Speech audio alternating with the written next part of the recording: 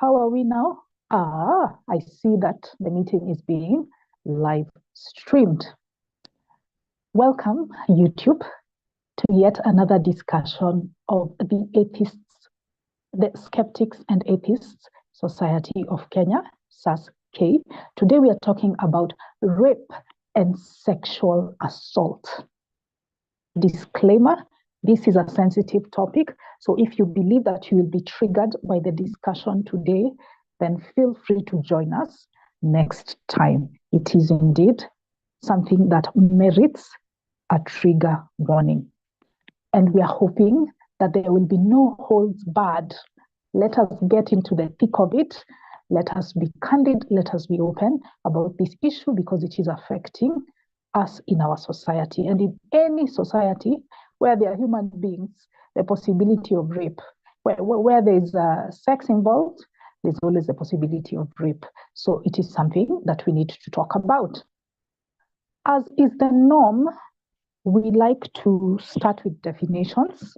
In fact, I think if we can clarify the definition of rape and sexual assault, if we can clarify that, if we can understand what is the fundamental quality to make something a rape versus not one, then all the other discussions we will hold will be very rational. They'll just flow from that definition. So we really need to spend time on the definition. Apart from the definition, there were some subtopics that we shared with you members on the group. And those subtopics include how to prove that you have been raped. What's the evidence that you can present to the legal system to prove that you've been raped? Why do people rape? Marital rape, victim arousal. What happens? Is it a thing that a victim can be aroused, or are those two things mutually exclusive? How do we punish rapists or sexual offenders? What about prevention? Punishment comes after the fact, prevention comes beforehand. And what about the Me Too movement? Do you think it has been helpful or harmful? And the idea of consent. So those are some of the subtopics that we will delve into. Oh, ladies and gentlemen, the moderator of the day is here. Azrael Ampa, you have made it. I was just starting with the subtopics, or just explaining what the subtopics are. We haven't even gotten to the definition yet. So let me hand it over to you, Azrael, so that you can take it from there.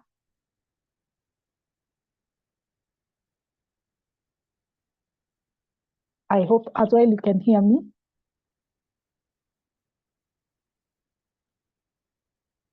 Azrael? Okay. I think he's trying to get his gadget together. As he does, we can begin with the definitions. We can begin with the definition of rape and the definition of sexual assault. So if you can define both, it is okay. Or if you want to define one, that's also fine. What is your understanding of rape? Great, I see Morioki's hand is up. Morioki, go ahead. Thanks, Docas. For me, I'll just say it's forced sex. Simple. Forced sex.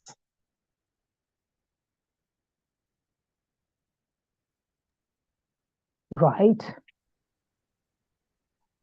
Morioki defines it as forced sex. There's that element of force that is involved, according to Morioki. Does somebody else have another definition of rape?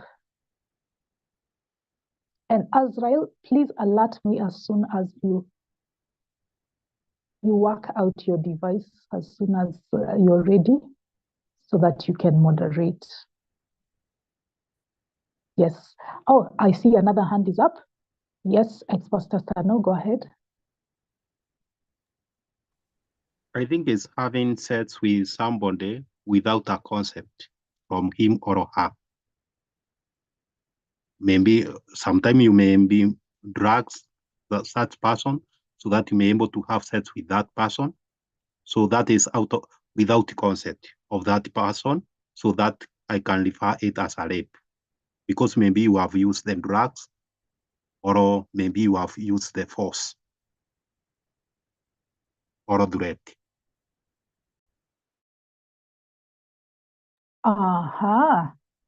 So Stano has added the element of how it is done.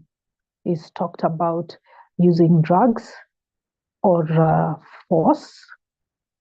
And if I may take that definition, even the one Morioki used, what is your understanding of sex? Because it means different things to different people. And maybe legally, what you think is sex is not sex. Great, I see 2 more hands are up. Azrael, please let me know once you get your device together so that you can moderate as we proceed. Oscar. Sorry for the issues right now, but I think I've fixed my issue, so I'm ready. Okay, then go ahead. Welcome. All right. Okay, so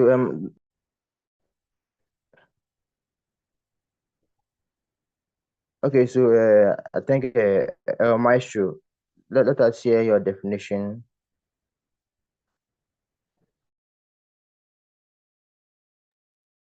Okay, so I was about to say the same definition that Stano has said about sex without consent, but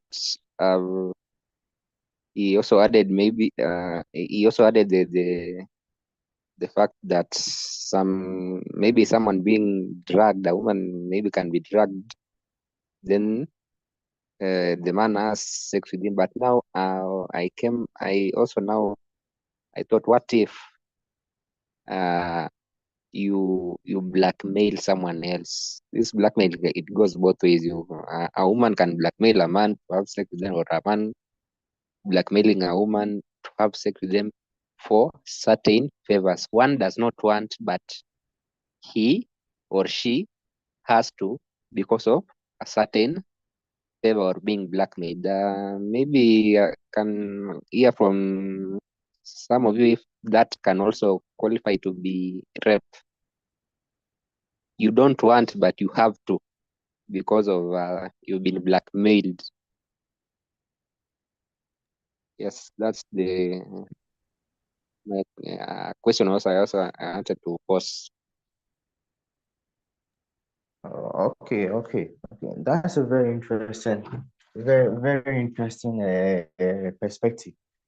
Yeah. So those of us who are very much conversant with the law, I think this one would be. The answer for the question would depend on which country you are and how the law works over there. So to those of you who are very conversant with the law in your countries, please help us with that. Supposing a man or supposing somebody blackmails another person, and because of the content of the blackmail or the potential of the blackmail, he's forced to have sex with another person. Can that be considered as rape?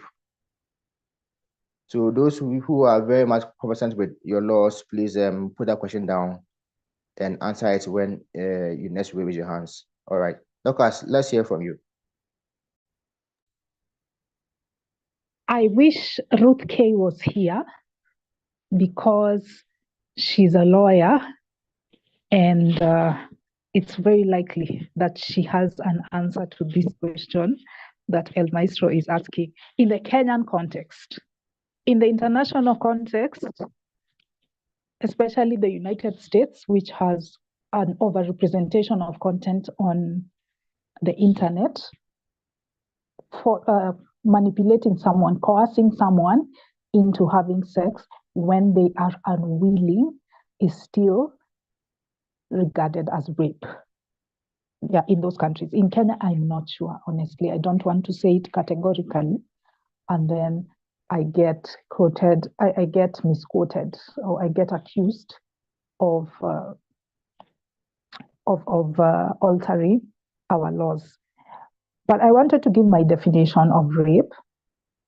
And the dictionary says that rape is an unlawful sexual activity, most often involving sexual intercourse against the will of the victim through force, the threat of force, or by having it with an individual incapable of giving consent. So, keywords here. I know I've said a lot of things, but the keywords are consent is missing. Okay? Somebody is unwilling to have sex with you. They're unwilling. That's the first prerequisite for something being a rape. And then the other aspect is how is it done? It could be done through force. That's the most common idea we have. We imagine violent sexual activity where you throw someone down and you get on top of them forcefully. So there's that one of force because you have overpowered the victim. Then there's the second one, which is the threat of force. You tell them that if they don't play along, you're going to hurt them really badly. So they just oblige. And then there's the third aspect. The other way you can do it is through someone who cannot give consent. Who are the people who can't give consent? One example is the one Stano has given of a person who is inebriated, someone who is drunk or on drugs. That one cannot give consent. Another person that cannot give consent is a child. If you have sex with a minor as an adult, that is called statutory rape in some jurisdictions, but it is a form of rape. Yeah, it is a form of rape because a child is not capable of giving consent. Also, you can rape someone when they are mentally ill. They just are not conscious of their environment. Or you could rape them when they are sick and unconscious. They're unconscious, so they can't do it. Or if they're asleep, okay, now that one, they're asleep, they'll definitely hear it, but yeah, they did not give you consent when they were asleep.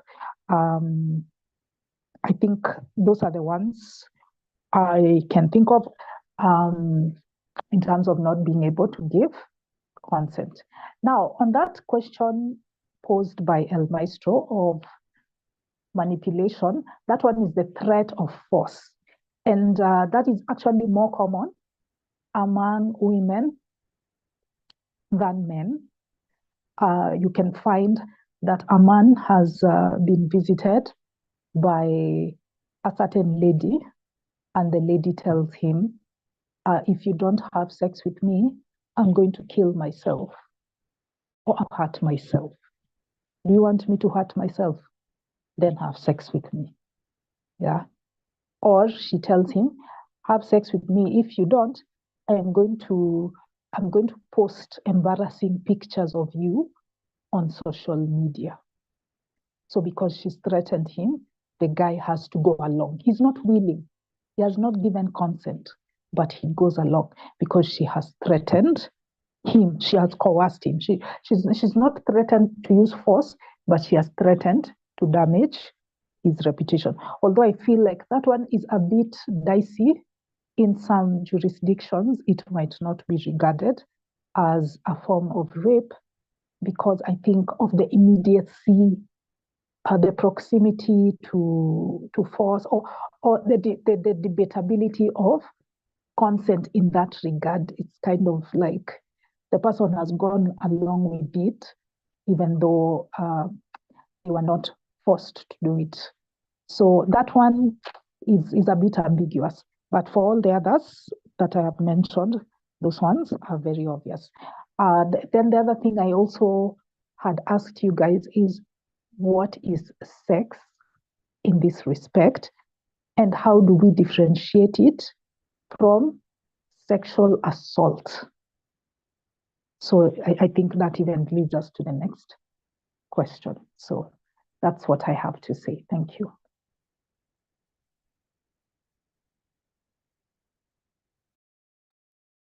All right. Thank you, Dorcas, for that. So I'll also be giving my input into this.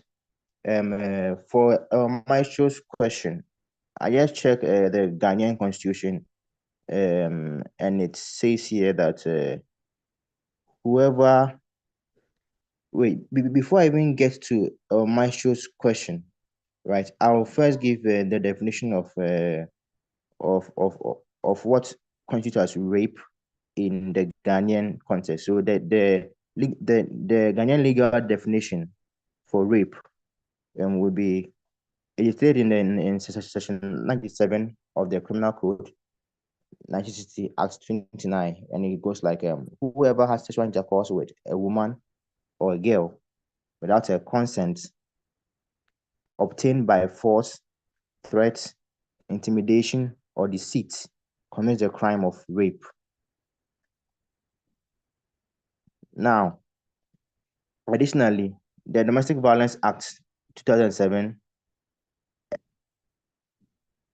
provides further clarity and expansion on the definition of rape, right? And it includes, as Lucas said, the sex with persons under 16 years old, that is the statutory rape, then sex with people who cannot give consent due to mental disabilities or physical disability, then sex with somebody who is asleep or unconscious, or basically sex with somebody who has withdrawn consent during the act.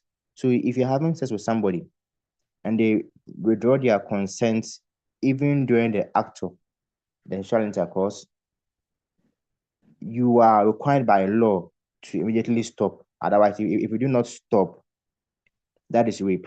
So there are men who are like, okay, so how does the woman expect me to stop once we are having sex? So some men believe that immediately the woman give the consent to have sex, the woman cannot take the consent back, and that the woman therefore cannot blame them from continuing to have sex even though she said no, like during the act. So if you are such men, I'm warning you that the law, I don't know how it is for Kenya, but in Ghana here, the woman has a right to withdraw her consent even during the act or after the sex has already started.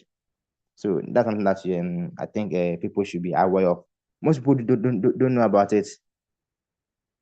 At least for the traditional type of men, they believe that the woman give consent. That's it. She can't take it back.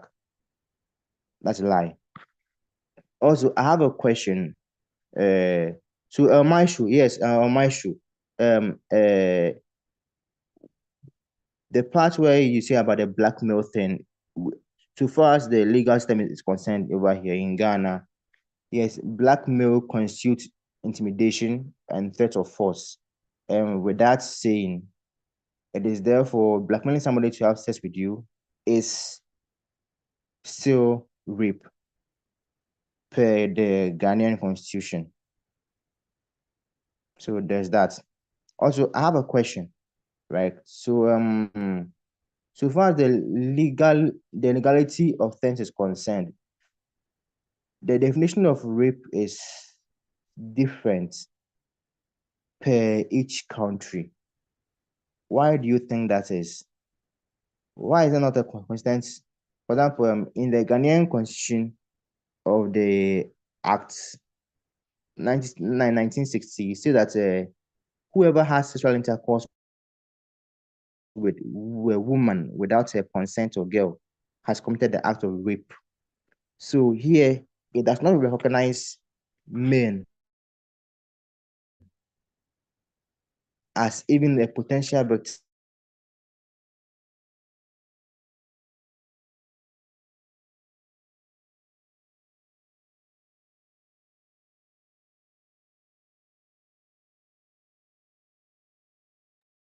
of rape. Azrael, we lost you a bit. Penetration. So where did Azrael, you we lose me lost at? you a bit. You were asking about why the different countries have different laws. And then you talked about genitals. I mean, men not being regarded. Oops, it looks like Azrael has left the meeting. Okay. I think Wi-Fi in Ghana has a problem. Now we have the second terminology that we need to define as we wait for Okay, Azrael. Lucas, I'm back. Oh, okay. Okay, So proceed. yeah. So did you get a question? Why is there a disparity in the definition of rape across countries?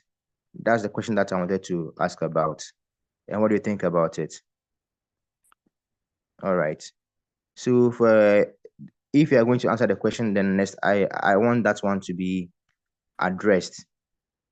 All right. So going on to our next topic. Does anyone want to speak before we move on?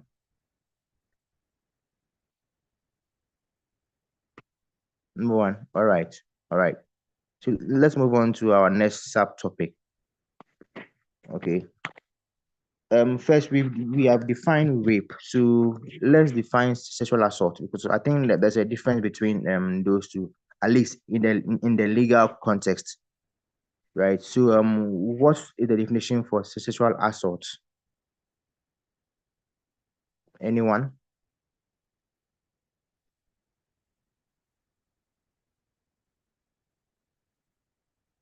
Or have I lost you guys to somewhere? Can you hear me?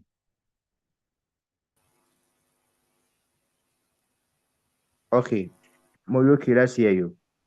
What is the definition for sexual assault? Thanks. What I'm thinking is maybe you also have sex and beat someone up at the same time. You have sex and beat them.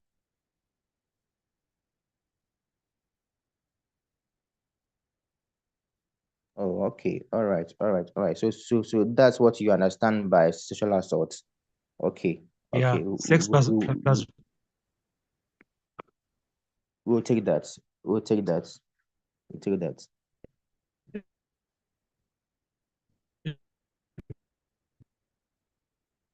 Okay. beating somebody. Yeah. All right. Okay. So that's your perspective. Dorcas, let's hear you.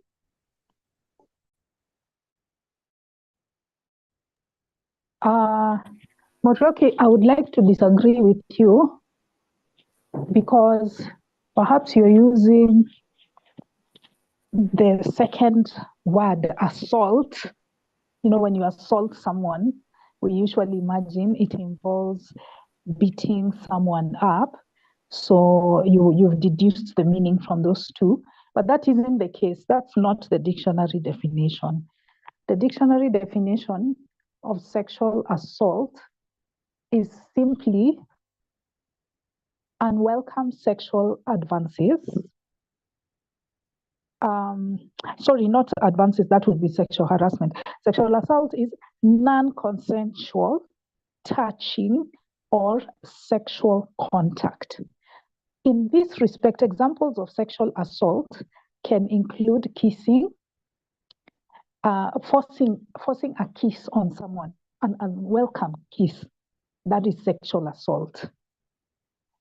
So it has nothing, Morioki, to do with beating people up. It's just something that is unwelcome and it is of a sexual nature. Okay?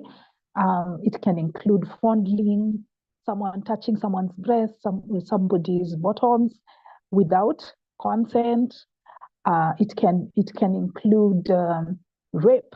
Rape is a form of sexual assault. Why? Because as we have defined it right now, sexual assault is non-consensual touching or sexual contact. In fact, this is why I was insisting, guys, we need to clarify what is sex. The the Kenyan Constitution and the Sexual Offences Act, I've just looked it up shortly, clarifies it as the touching of genital organs. And this could be anal intercourse, it could be vaginal, penis, vagina, and oral is also included. Yeah, that is rape. But for sexual assault, it is any unwanted sexual contact. Sometimes it could be like rubbing, groping. You know, there are people who take advantage of being in a bus, a train, or a very busy public space, and then they start rubbing their private parts against you. That is also a form of sexual assault. So those are some examples. If somebody just makes any unwelcome sexual contact on you, then that is sexual assault. Azrael asked a question. He said, why is it that different countries have different understandings of rape? I think this is the effect of culture and religion. I think how you interpret something legally is often a result of the cultural context in which you live. So if culturally people feel that it is that rape only affects women, then that's how they're going to define it. But I think that's not right. I think such countries need to update their laws. Ghana, you guys are behind. If you perceive it that way, you need to update it because men can be raped too. Thank you.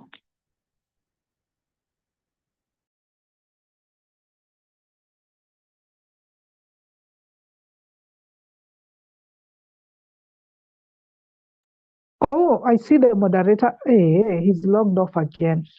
I think there's a serious problem with his Wi-Fi. Okay, where do we go from here? Any other person who has something to add on those definitions? Sexual assault, rape, how it is done? Any other person who has something to add there? If not, then we can proceed to the meat of the discussion, which is, why do people rape? Why would someone commit such an act? Why would somebody have unconsented sex with another person? Why? Oh yeah, and as you answer that question, you can also comment on why rape is so bad. Why is it such a horrendous crime in most countries? Why do people rape? And why is rape a bad crime? What are the effects of rape? So maybe we can proceed with that as we wait for Azrael to come back.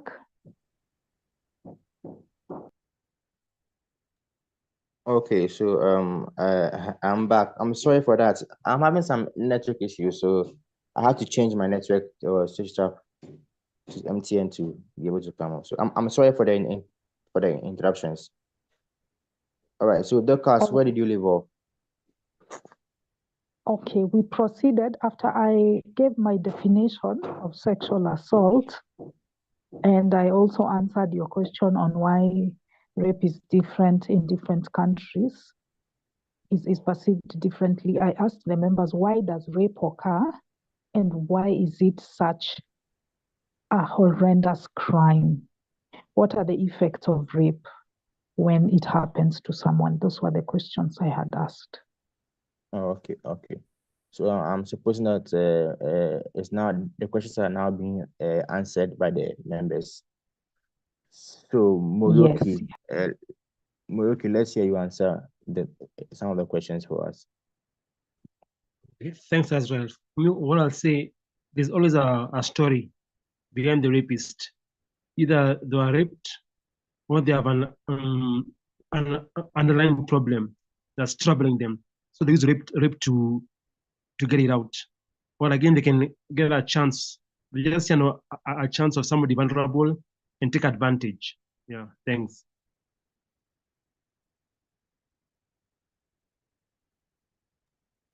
Okay, thank you, Douglas. Juliana, let's hear from you, please. So thank you very much as well. First question, why do people rape? Sense of entitlement is what I'm going to go with that one. A sense of a person feels entitled that because they have provided a service or a gift to a certain person, they're entitled to go ahead and get sex, either whether the person is willing or not willing. So for instance, I go out on a date and the person has bought me dinner, we've had some drinks, and at the end of the evening, they expect me to go and have sex with them. And if I'm in a position where I can't resist or run away or defend myself, then it turns into a rape situation. Sense of entitlement. When we look back at the religion, I'm going to bring in religion, and just based on how the scripture says and how the services go as people get married, they say, woman, submit to your husband, husband, take care of your woman. And in some religions, they even take it as far as saying, wife, anytime your husband wants to have sex with you, whether you like it or not, you have to give it up. You can't say no. And these are the occasions where it's actually a sexual assault, even though it's within a marriage. Because some people say, well, they're married, they're supposed to have sex. But no, sometimes the woman is not, or the man does not feel like they're feeling ill, but they feel obligated because the other partner has a sense of entitlement. The other thing, again, back to religion, oh my gosh, is when natural instincts are suppressed, and depending on the maturity level of a person, they can sort of act out and take something to fulfill their natural urges. Hopefully, we don't have too many of that, but that's sometimes what it happens. And sometimes it's a case of a mental situation where the person does not comprehend boundaries because I feel like having sex, therefore I'm going to take it, whether the person likes it or not. What else? Yeah, I'm going to stop there. Thank you. Okay, thank you, Juliana. And I will piggyback from there and also add my own 2 cents to it.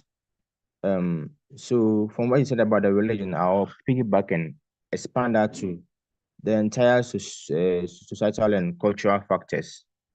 So depending on what society or the culture we are talking about, right?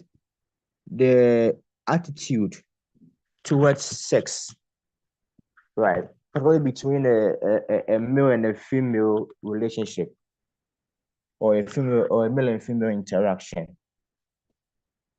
Mostly in patriarchal societies, so that there's the power or the power control leans more towards the male side. So let's say that for example in marriages, right? In marriages, as Juliana spoke about, in certain societies and marriage, women are more or less supposed to submit to every sexual advance of their partners, right? And I think that this is so for most African traditional societies too as well, right? I've heard it multiple times about how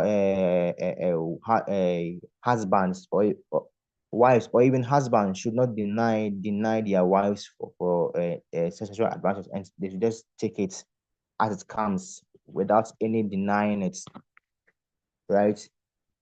So our society and our culture in Africa permits for there to be certain situations where, although it is legally where it is legally defined as a rape, but per our social or cultural norms, we don't see it as that way, right?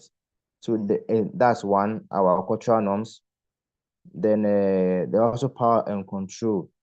Rapists often seek to dominate and assert power over their victims, right? Which may stem from their feelings of inadequacy or low self-esteem. So they need to show that they are big boss by dominating other people through sexual acts, right? That's another reason, power and control. Then another one too is a lack of empathy. Lack of empathy. Some I'll not say that that there are some people who actually cannot comprehend empathy. Call them psychopaths. So because they do not understand these social nuances between individuals, right? They may take advantage of other people and rape them because they cannot comprehend empathy at all. Then there's also I'll say my fifth one, that's trauma. I'm not very confident about this kind of topic, but I've heard that those who have trauma done to them, or those who have trauma inflicted upon them, have a tendency to inflict trauma on other people. I don't actually understand that point very well. So any of you who can understand, who have heard before, or is conversant with that kind of phrase, please help me out on that one. Those who have had trauma done to them tend to inflict it upon others too. All right. So that's what I believe. Those are what I believe are the reason for why people rape, from my perspective and from my understanding. Doctors, let's hear from you.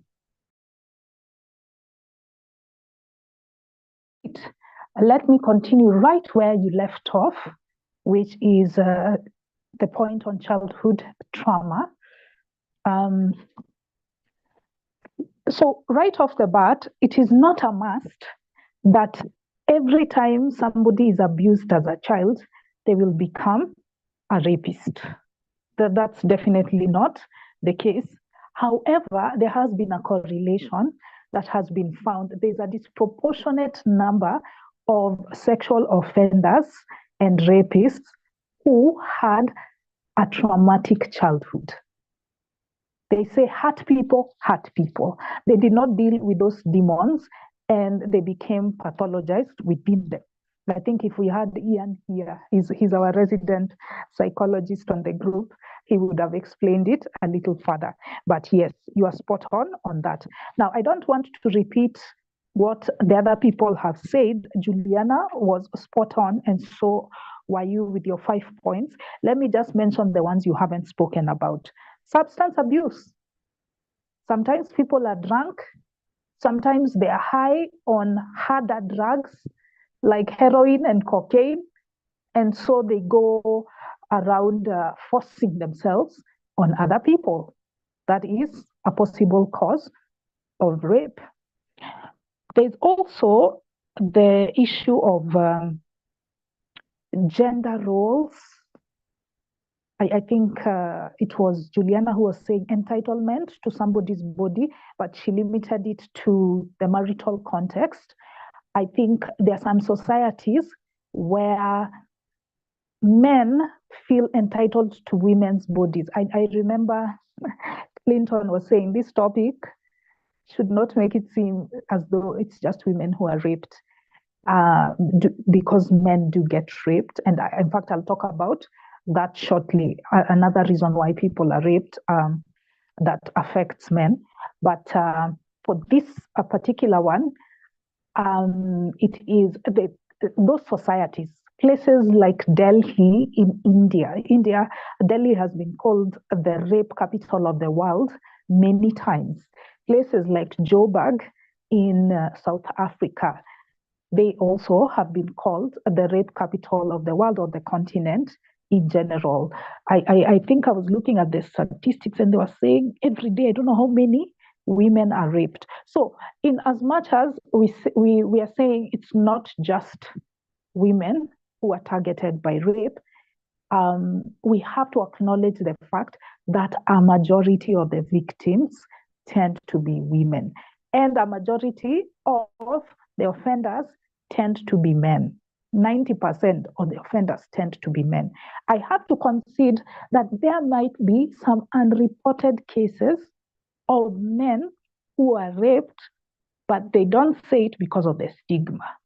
But since we don't have those numbers, we work with what is available. So there is that issue of being entitled to women's bodies. You think that if a woman is dressing, I don't know, immodestly, I hate using that word. We'll talk about victim blaming later, I presume, Mr. Moderator. But if there are some societies where if somebody sees you wearing hot pants or they see you wearing a tight dress, they take it as a common. And they say that lady was literally asking for it. To me, that seems like entitlement to women's bodies. Yeah, it had nothing to do with them at all.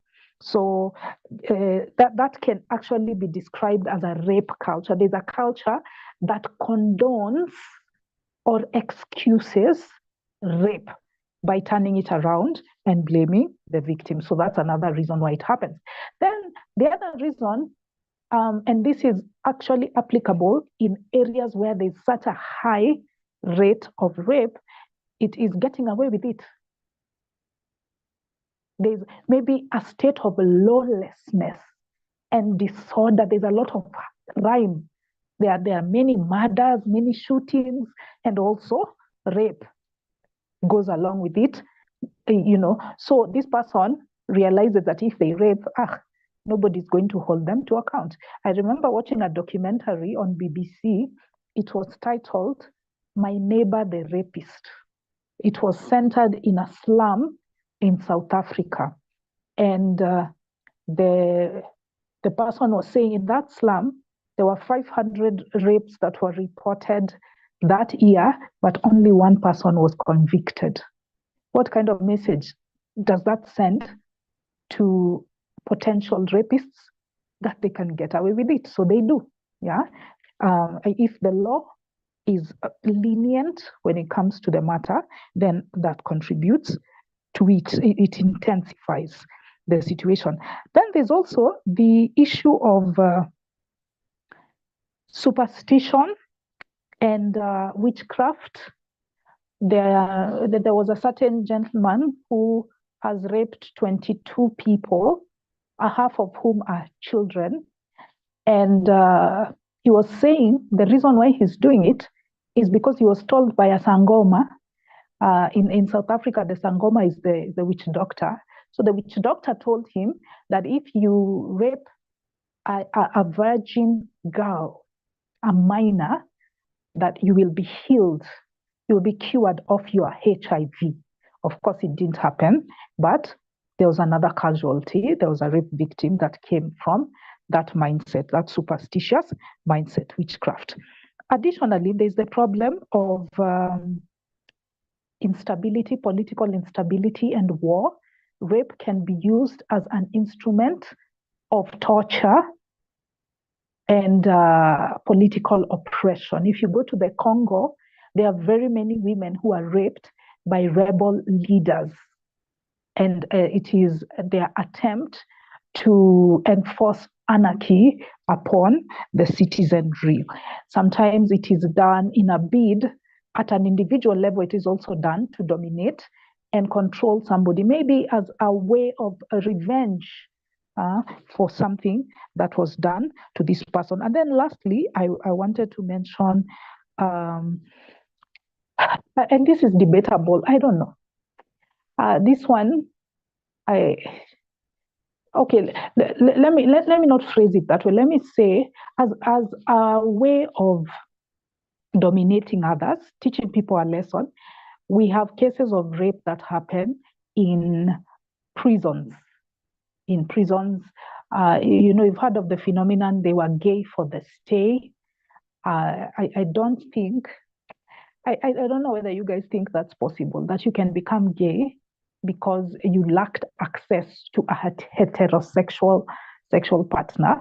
But there have been these cases that go on in prison. You know, here in Kenya, I remember there was a guy who was saying when he went to prison, it's like you become a wife. People are fighting over to get you.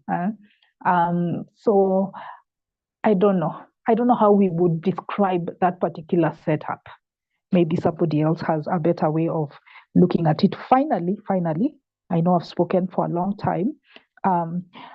There's also the problem of psychological malfunction. So yes, I talked about childhood trauma, but they are just people, they didn't have any childhood trauma. It's just, they are just wired wrongly. They either they have that fetish for raping people, for using force and unconsensual force on people. They either they have that, that's what turns them on, or they have an attraction to children. They see kids and they get turned on by them. There's something wrong with their head. Yeah, there's something wrong in there. Those are my reasons. Thank you.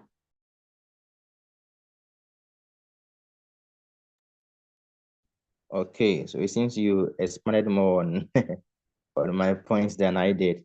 All right. So yeah. So those are the reasons why people commit the offense of rape. And that's why it happens. So let's go to the next subtopic, proving it. How do you prove that you have been raped? How do you prove that you have been raped? And that's a very hot topic. That's one. Because one of the reasons, at least from what I know about it, one of the reasons why so many rape cases are unsolved because people are afraid to come forward because they don't know how to prove it, or because they know that they can't, or they believe that they cannot prove it in the court of law. So therefore, they leave the case unresolved, just like that. So I put it to you, the fellow member, that how do we prove that a person has been raped? What are the steps and the procedures that need to be taken? Anyone with an idea of how to do it? Muroki. Yes, Volance, I think doctors come in handy there. Go to us, an expert, somebody trained on how the body should be. Yeah.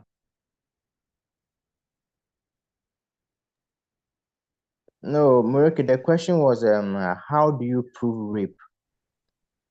Okay, so suppose that somebody has been raped, how do they prove it for it to be justifiable in court? How do they prove it? How do Yeah, I'm saying how go to a doctor. Yeah, I'm saying go to a doctor and confirm. Oh, I'm okay, saying okay. So if you go to a doctor, he'll confirm whether it's true. A doctor, a specialist, they'll confirm. Yeah. okay. So yeah. I think I understand you. So you're talking about to get a medical certificate about it. So I think I saw Eugene. Eugene, your hand was up. Let's hear from you. Yeah, hi guys. Sorry I came in late, but I think I was to respond to how rape can be proved. Here in Kenya we have a form. It's called a P3 form. The P3 Yeah, form. true. Yeah. The P3 form is duly filled by a medic and also by some. There is also a section where where the authorities can also sign on it and prove on it. So how rape can be justified before the court of law, it depends on the investigations in which the medic has to perform.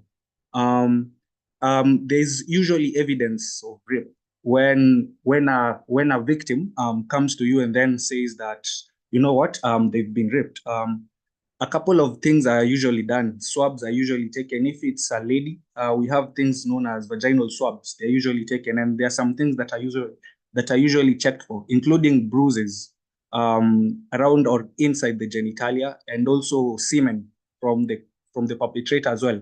And not just ladies as well. Even men can also have evidence that they've been raped, probably penetrative sex or something. The same still applies.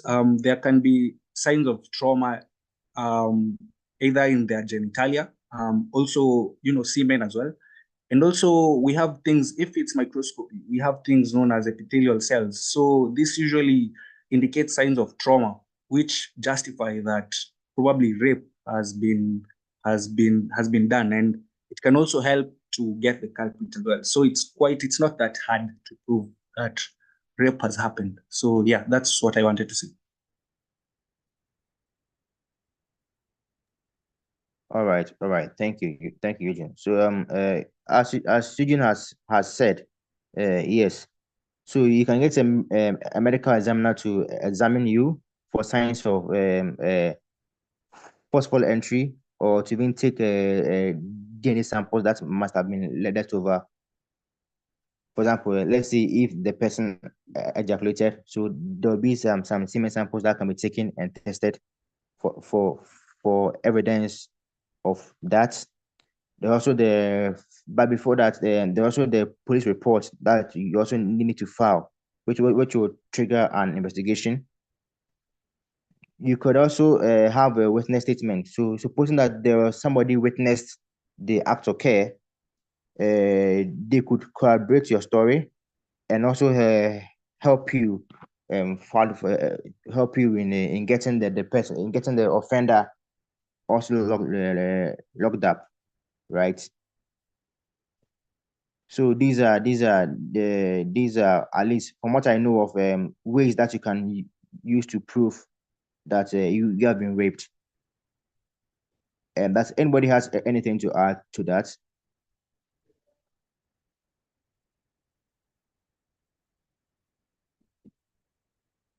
No one. Lucas, you have nothing to say on that. I was trying to raise my hand. You read my mind. Yes, I think the first line of defense is what Dr. Eugene has spoken about, which is the medical professional who goes and collects that sample. And I have to emphasize here how important expediency is. People should go to the health center as fast as possible. And you should also refrain from taking a shower, because if you take a shower, you are destroying evidence. You should also refrain from removing the clothes that you had on in the event there was bleeding and stuff like that. That can be used as evidence. So that's the first line of defense. But we have to acknowledge here that this approach does not cover instances of marital rape or victim arousal. If there was victim arousal, there'll not be bleeding. And if it was marital rape as well, marital rape, it would apply. They would get they would get the cuts and bruises, but at the end of the day, the semen of your partner is not a surprise if he's married to you. So it's not fail-safe. That approach is not fail-safe. I think other things I would add here are what we do for other criminal cases. Different categories of evidence exist. So you guys have mentioned, as well as talked about witnesses. Yes, there are witnesses. Then there's also the possibility of a CCTV camera, if you are fortunate or audio recordings. Of course, those are highly improbable because rape is often such a private matter to occur. But if you can have that, then the better. But other things that can apply even to someone who was not able to go to hospital to give that sample include witness, include not witnesses, but former victims.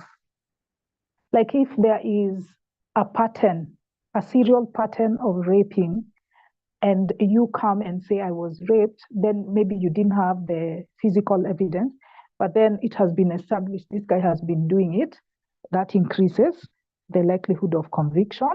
So if the person had previously been accused of the same, and what else? Oh yeah, whatever Azrael said, when you make an outcry, someone is raping me, and then the neighbors hear,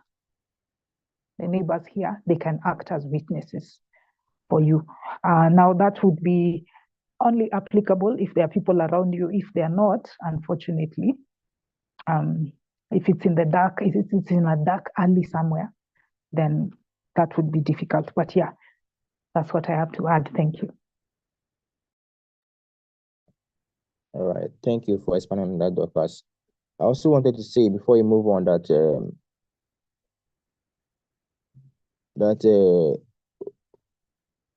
with the proximity thing, okay, sometimes your abuser himself will let's see, feel himself.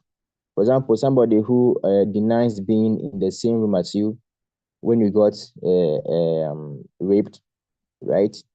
There could be forensic evidence, so we could analyze for fingerprints and other forensic evidence that can link the accused person to the crime scene. Okay, so that's another thing. Because I've heard of cases whereby somebody has accused another person of rape, and the supposed or the alleged offender, right, said that they were not there. They are basically even denying being there in the first place. And forensic evidence have linked them to the crime scene, meaning refuting whatever their claims of absence is. So there's also that's one too for with the forensic evidence. Also, you should also be aware that to prove rape anywhere, I don't know, okay, I won't say anywhere, but in most countries, right, the onus is on the accuser to establish proof.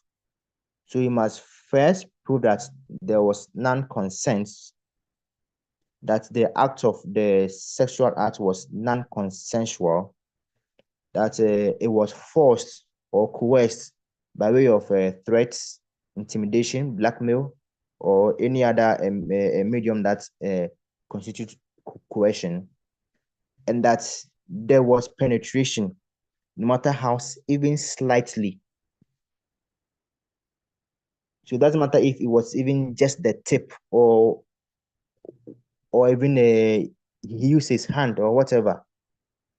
There must be a proof of penetration. So these three: non-consent, forced coercion, and penetration. So far as you're able to prove that all these three elements exist, then you should be able to prove that the offender did what you are claiming that he did. So if nobody has anything to say else, I think we should move on to our next subtopic, which is Me Too movement. Okay. For those of Dorcas, I want you to explain what the Me Too movement is for us, for some of us who do not have that much understanding of pop culture. The Me Too movement, what is it? The Me Too movement, I would describe it as an attempt to get victims of rape to be heard. It was started by an African American lady who, I'm forgetting her name. But she felt that there were many regular women. It specifically targeted women. Okay. She felt that there were many regular women who were bullied into silence. They were not believed when they reported a rape crime. So she wanted them to be empowered. And the tagline was believe all women. Believe all women, because the statistics were showing that 30% of women opted not to report a rape because they would not be believed. So she wanted to undo that kind of reasoning. There were celebrities that took it up when it began. I remember there was one particular celebrity who tweeted, please, after this hashtag, say me too if you've ever been a victim of sexual harassment or sexual assault. And there were very many hashtag me toos that came after that. Then later it took on a celebrity trajectory, if I can say that, because as I said initially, the founder wanted to focus on the person on the ground, that person who is maybe a waitress, she's a factory worker or whoever, and she's just not believed. But then it took on a celebrity turn, and it started targeting Hollywood celebrities. People like Harvey Weinstein were accused by multiple women of sexual assault. There was the actor Kevin Spacey. By the way, I love Kevin Spacey, especially on A House of Cards. But I was brokenhearted to find out that he's been doing these things in real life. There was who else? There were several Hollywood bigwigs. There's this African American comedian, old guy, who was acquitted. I forget his name. Bill Cosby. There was Bill Cosby. There was R. Kelly. By the way, thanks to the Me Too movement, R. Kelly was sentenced to 30 years in jail. So there were several people. But then there was also a backlash. That came from the Me Too movement. And this was false accusations from some women. Some women claimed that they had been raped when they hadn't. And the men said that their lives were ruined after that. What else happened? Young boys said that they also were worried about withdrawal of consent during dating. So they became fearful about it. Then even offices, because of the issue of sexual harassment. In fact, the Me Too movement focused a lot on sexual harassment. Some offices said that they were walking on eggshells because any friendly gesture from a man could be interpreted as sexual harassment. So those are the two sides of the coin. Maybe you guys can comment on whether you think this is a positive movement or a negative one for the cause for protecting rape victims.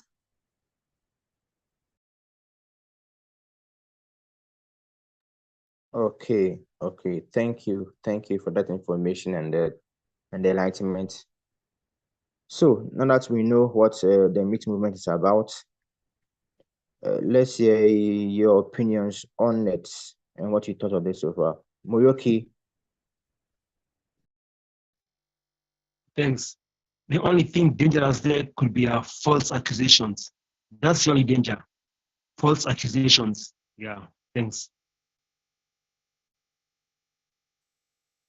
All right. Thank you, okay, but I won't be so sure about that being the only danger.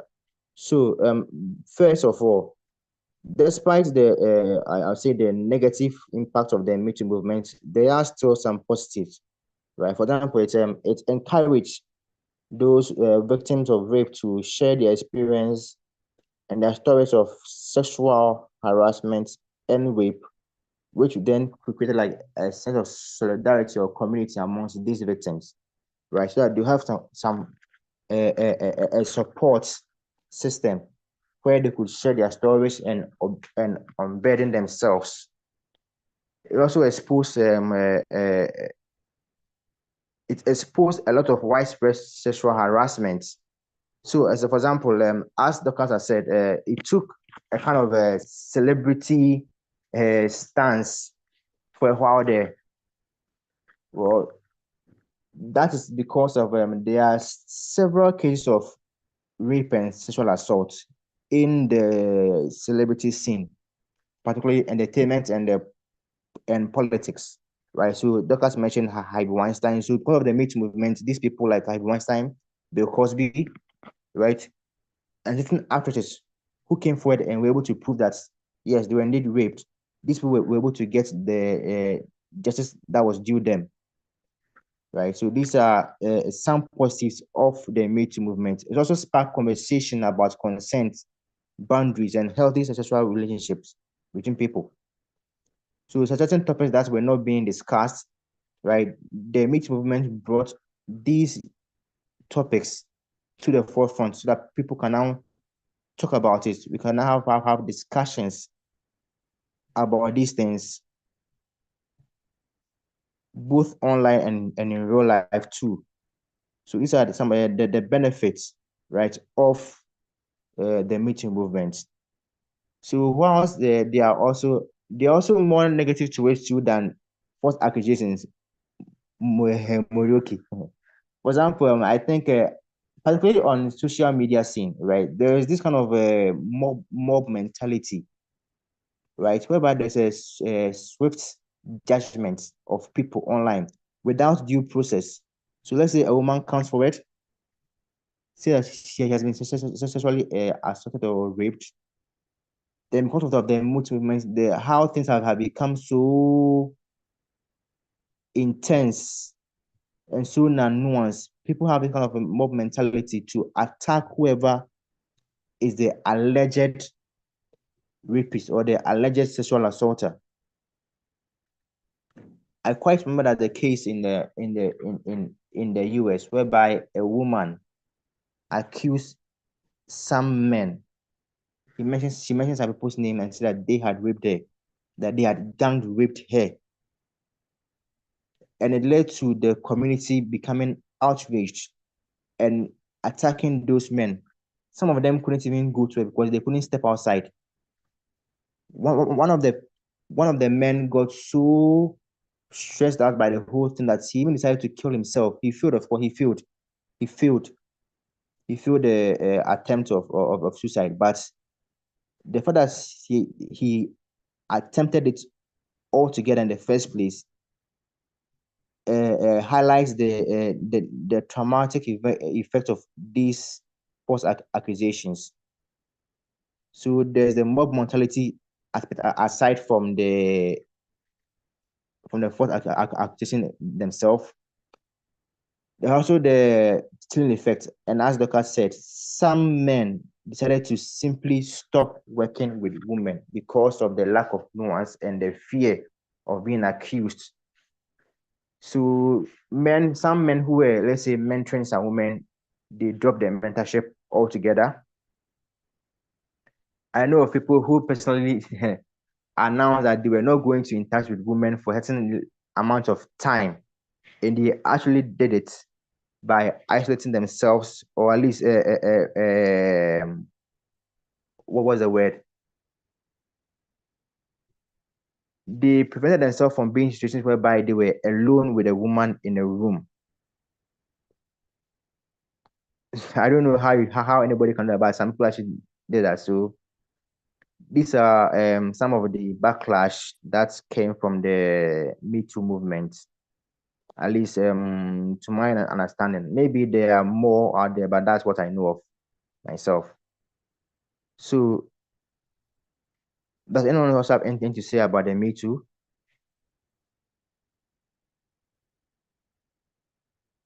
No one. Okay, Dorcas, let's hear. Okay, I have some solutions I'd like to recommend on some of those unwanted outcomes. So the first one is on false accusations, and the second one is cancel culture, and the third one is avoiding women, avoiding women in the workplace. Okay, for the first two, what I would say is I think we need to consider standards of evidence. I challenge that phrase, believe all women. Yes, I support the spirit of it. The idea that victims shouldn't always be doubted, because initially, if a rape victim goes to the police station, what they would meet is hostility and doubtfulness. What were you wearing? Why were you walking around at that time of the night? So they were not believed. And that was definitely a problem, because they wouldn't face justice and the scourge would continue. So I understand the spirit of that statement, but when applied literally, it becomes an obstacle to justice, because women can lie.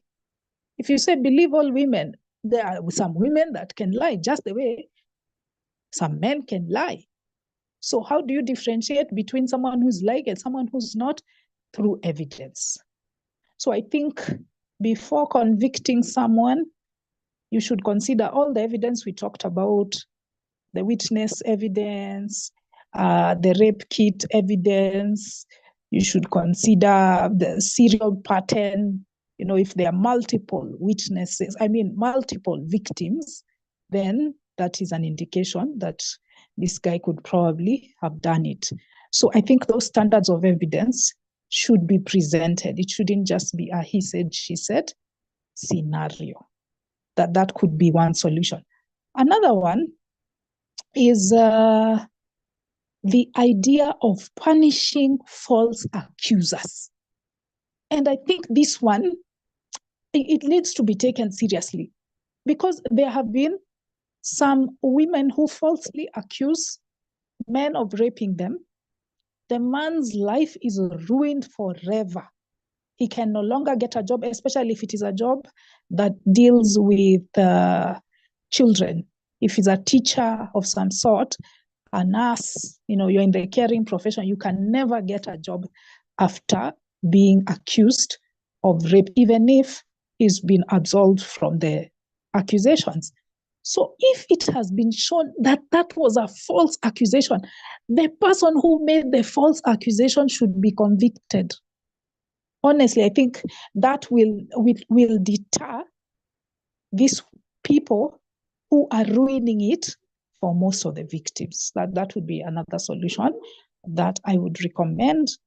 And then the one on men avoiding women, I think people need to be sensitized. The women themselves, as well as the men, they need to be sensitized on the threshold of sexual harassment. They shouldn't be petty to the point that now they're muddying the waters and they're just making men paranoid. Men are walking on eggshells. They're so scared because anything would go. I think they need to educate them on what the threshold is. Let it be something genuine. Let them just not be some flimsy accusations, because it is again hurting them in the end in terms of their careers. But those are my suggestions. Maybe somebody has a different opinion. Thank you. Okay. Doctor, I have a question about. Okay, before I let Dr. Eugene speak, I have a question to throw to you about the punishment of the false accusers.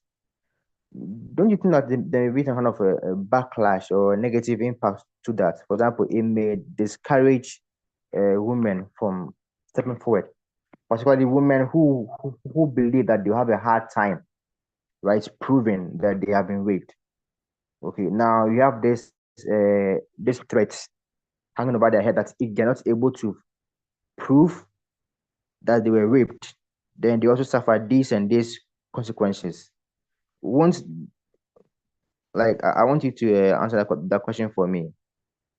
Will you not discourage women or people from, in general, from stepping forward if they believe that they cannot prove, or at least sufficiently prove enough that they had been raped, if they have this sort of Damocles hanging over their head of being punished for falsely accusing somebody?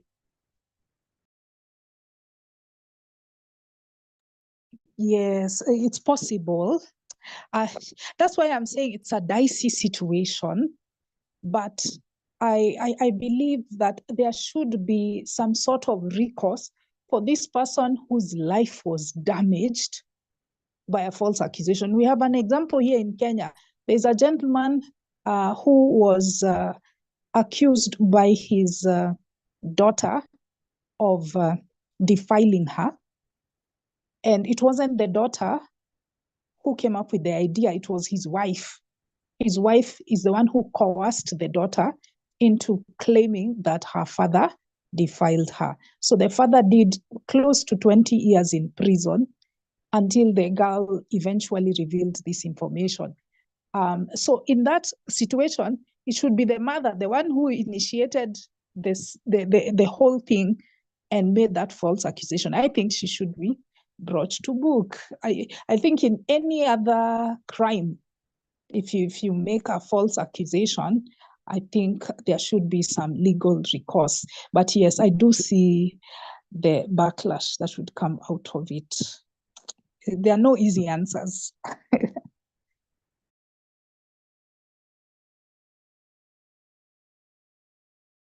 All right, okay. Because I was thinking that being falsely accused of rape can be considered like an attack on your character, right? So, hold on, can be an attack on your character. So, like, it could be a defamation lawsuit. Okay, so it can spark a defamation lawsuit. So you can file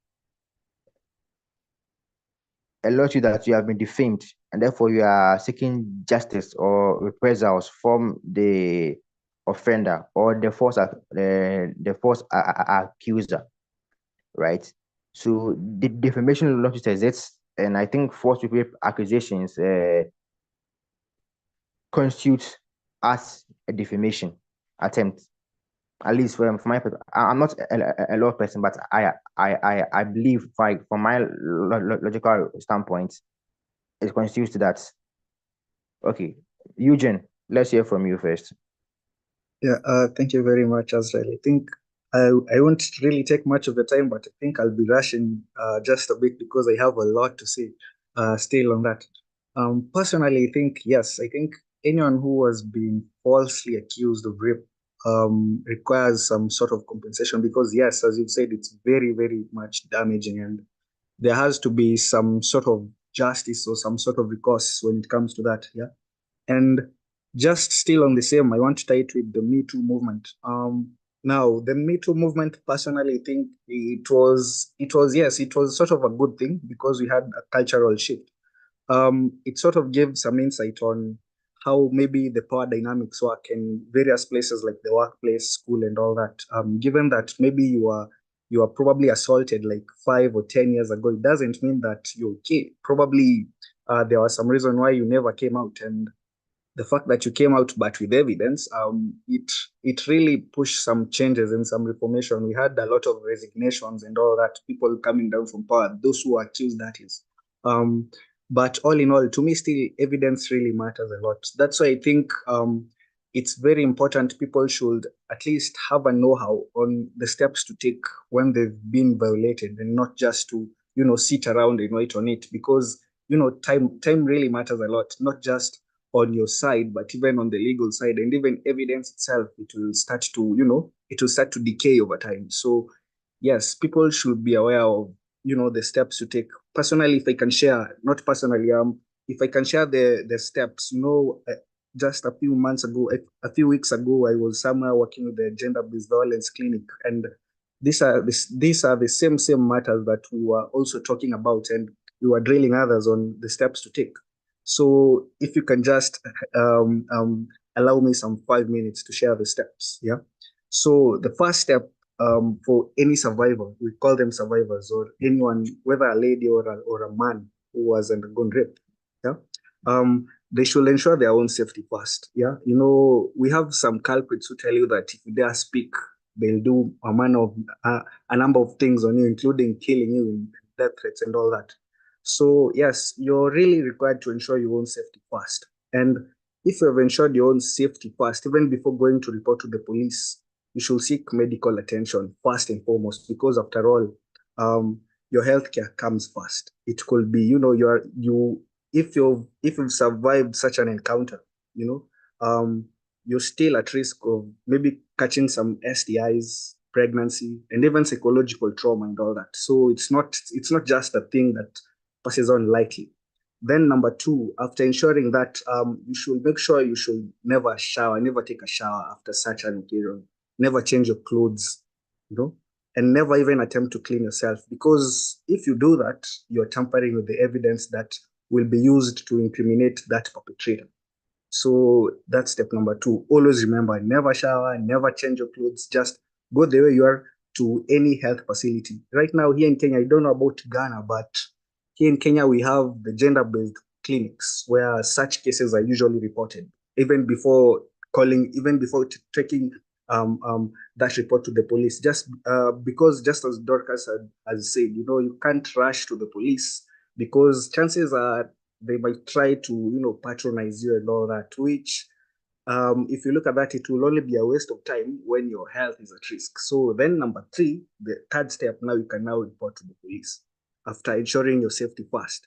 Because even if it's HIV, you can be given post-exposure prophylaxis. We call them PEPs, just to take you away from that risk of contracting. And it only works within 72 hours. So you have 72 hours time to make sure you're safe. Yeah. And then the third step, now you can go and report to the police, either the National Police Service or the Gender and Children's Health Desk. So they tackle such problems, where now you can you will now be given the OB number by the police. It's usually called a police occurrence book. Yeah. Then as they give you that, then you can request for a P3 form, the one that we were talking about. The P3 form now, it should be filled by a medical practitioner who is the one who still examined you physically and then takes note of the evidence at hand, whether it's the semen samples, whether it's the signs of bruising, it will all be indicated down. Now, as you do that, now you can contact other support services. We have quite a number of them. The first one we have, it's the Gender Violence Recovery Center, the GVRC, at Nairobi Women's Hospital, for those who are in Nairobi. We also have the Kenya National Commission of Human Rights. They still tackle that. We have the Federation of Women's Lawyers, FIDA. They tackle that. And it's not a must for you to be a lady. You can also be a man who has been raped, and they'll still respond to you. So they don't discriminate based on gender. Yeah. And also we have another one called the Coalition of Violence Against Women and even minors and even men. It's called COVAL. They still tackle that. So they also ensure you have some legal representation if it's going to court and if it's giving your testimony and all that. So it's not that you're all in that. All of this, the importance of educating the public is to avoid things of, just because you're raped like last week and now you think time has elapsed, you can't talk about it. No, you still can talk about it. You still can report that same perpetrator. So a lot of that really goes on. And it's really important to also have some emergency hotlines. Even the Gender Violence Recovery Center usually have their own hotline, and it's a toll-free number you can usually call. So it's not that, once you're done and all that, it's all over. No, it's not really that over. And they also administer us for your psychological support. They can give you a therapist or a psychiatrist because, yes, it's a very traumatic event. So it's equally important. I thought that maybe I would share that just so you never know this, you never know what really happens. So yeah, that's what I thought maybe I would share with you guys. Thank you. All right. Thank you, Eugene. And before I move on to Morioki, yes, if we do have certain institutions in Ghana here that can help you outside of let's say direct reporting to the police. So we have certain women's rights organizations here in Ghana like WADAF and FIDA, who can help you who can provide you with legal assistance and support to victims of sexual offense. Of course, you have to be a woman victim for them to accept you, but I think you get my point. So for women victims, you can go to FIDA or WADAF, and they can help you and support you with the legal assistance to prosecute your offenders. There's also the ACT Foundation, which is a non-governmental organization which provides support services and including legal assistance to survivors of sexual violence. Whether you are a man or woman, you can get assistance from the ACT Foundation. So these are the two ones that I know of in Ghana here. So there's WADAF and FIDA, and then there's ACT Foundation, which is both of them are non-governmental. So there's that too. So in case you're in Ghana here and you need help, you can get to these two organizations and they will give you assistance. Morioki, let's hear from you, then we'll move on to Juliana. Morioki. As well, I think this thing of false accusation, it's very serious. Whether it's a male or a female lying, it should be deterred. So it's something, it's very, because like Doc said, somebody goes to jail for more than 1 year, 2 years, and they are innocent. So I think somebody should think twice before lying like that, whether male or female. So they need to, it should be something that people should fear doing, because you mess somebody's life also. Thanks. Okay. Thank you, Morioki. Also, Morioki, before you go, I want to tell you that I don't know if I should even put this out there, because sometimes it feels like as if we are more or less devaluing the experience of male victims, or at least the experience of certain victims. Okay, according to I don't know here in Ghana here, but in general or in average, the chance of there being a false rape accusation, right, or a falsified report of rape is 2 to 10% on average, right?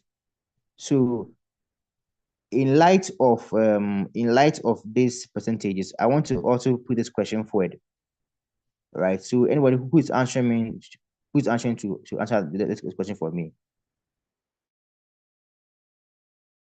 In light of this information, how serious do you think that rape accusations or false rape accusations are?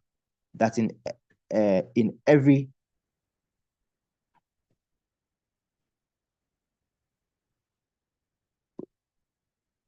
so in light of the come on, I think sorry.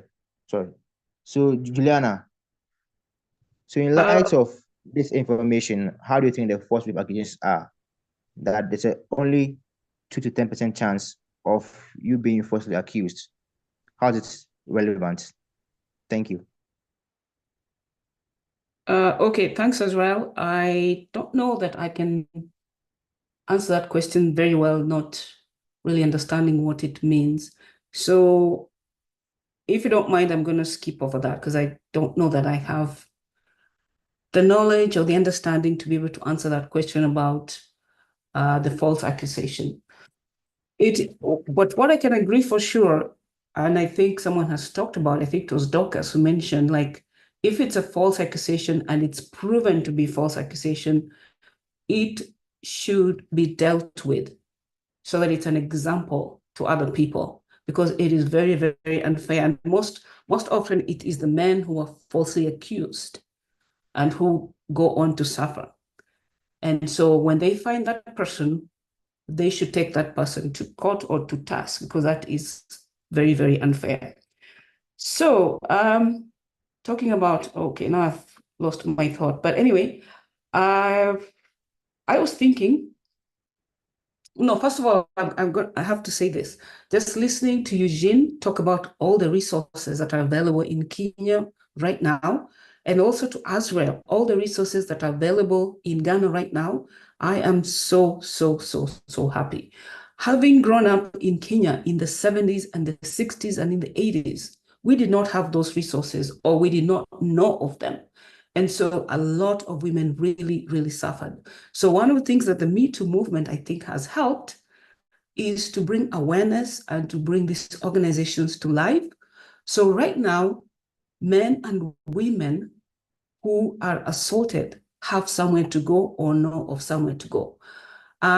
I don't know if I've shared with everyone, but I'm in a male-dominated industry. I think even to date, maybe only 15%, maybe 20% are women. And imagine growing up in Kenya, going to school in Kenya, being the only female in my class. It's not until I came here to Canada that I understood I was actually sexually harassed, because I had no idea what it meant, because I was used to that. I go out to the field with, because I used to go to field work with men. I'm the only female, all the men, and they would just be so sexual, and I would just try to ignore it. And when I sort of came to understand what that means, I'm thinking they actually were sexually harassing me, but I did not know that. And so to know now that we have all these resources to help the young men, women who might be victims of this is really, really encouraging. Another thing is,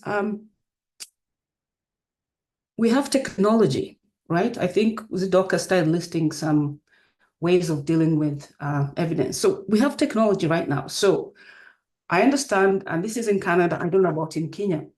If I am in a conversation with anyone, I can record that conversation and it's permissible, right? So if I was to go out with someone, actually, if I go out with someone and I am not sure if there was a way of recording that conversation, especially if I'm a man, because I would probably get accused. So I would turn on my cell phone and get the consent. So one of the consent is ask questions. Hey, can I do this? Are you comfortable? And the person says yes and yes, and you go on and it's being recorded. So they can't come back and accuse me as a male of not hearing them or understanding them. We have the technology right now. We have, and one of the things that I did when I actually came to Canada, because once my mind opened up, is I took a self-defense course. There was a female self-defense course, and it shows you how to defend myself if somebody attacked me, or to even have the confidence to fight. Because most of the time as girls, we're told not to fight. You can't fight a boy. Oh, no, you can't do that. So just getting over that mental state, saying, if I'm in a situation where somebody is physically assaulting me, I can fight. I might lose, but I can put up a fight. So just having that mentality, I learned through my self-defense courses that I took. Most important is, let's see, teaching both men and women that they have the option of saying no, and keeping on saying no and not knowing. I know when I was growing up again in Kenya, because my first dating was in Kenya, I found it so difficult to say no, because I say, oh, well, this person has taken me out and they've taken me to Nairobi Cinema and it's still there, and they bought me popcorn, so maybe it's okay, you know? So I have to know that I can say no. Like these are two different transactions. There's the food and then there's the consent. So educating both men and women that this is not a sense of entitlement might also help people understand the boundaries of sexual harassment. But all in all, I can say is I am so happy to hear all these resources that Eugene and Azrael have been sharing about where victims can go to get support. It is so incredible, and I'm so happy to hear that. Thank you.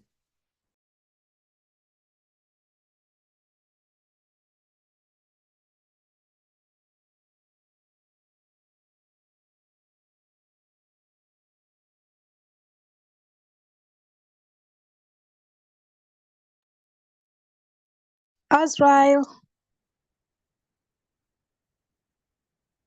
Mr. Moderator, you've gone quiet on us. Okay. I don't know, maybe he is having issues with his device. We can just proceed. Oh, okay. Sorry. I think I forgot to unmute myself. Okay. So I see that I want to piggyback off what Juliana said, that although false rape accusations are very serious, it should not overshadow the more significant problem of underreporting and unaddressed sexual assault cases. Right?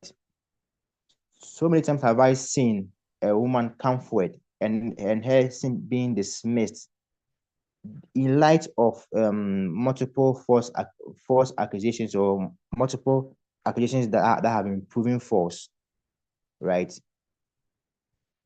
Let's not take this as a reason to dismiss women whenever they come forward.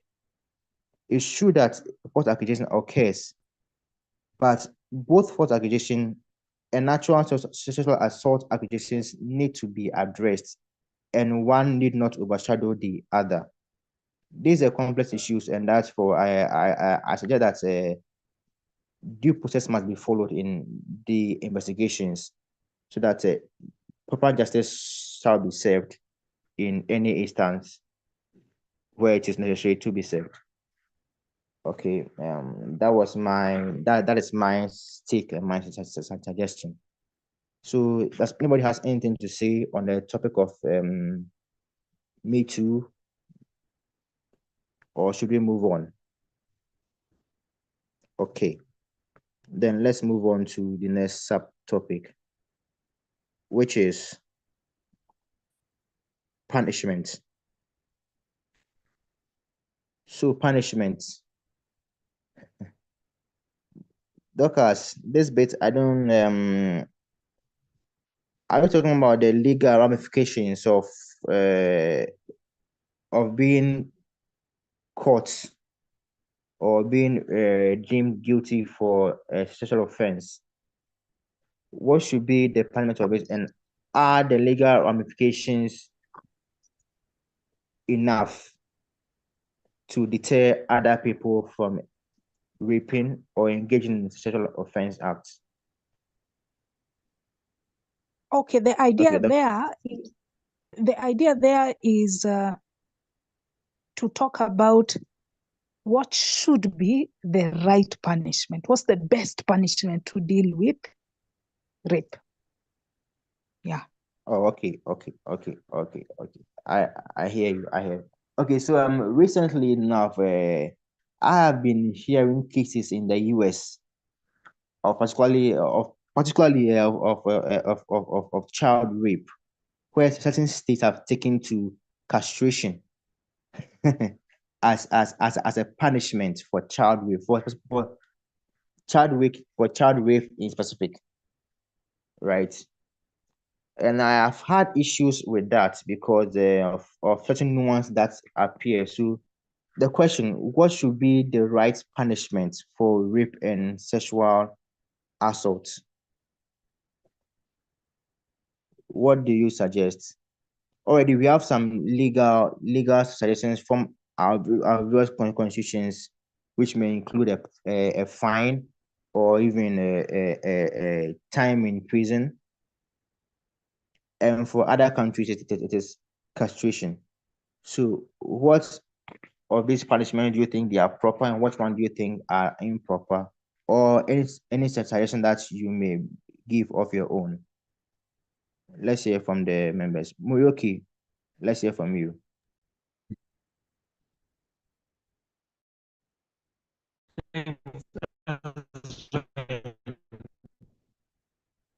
Because this deals with the flesh. So physical punishment might work because they're dealing with the flesh of a human being. So like lashes might work. Yeah, that's just my idea. Lashes might work. Lashes. Yes, Hmm. yeah.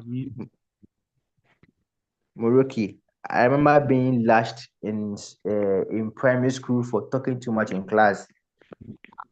I promise you, it did not stop me from talking too much in class. Okay, but I get it. It might work with some people, but some people do not really care about or the physical punishment or things. That's not really deter them at all.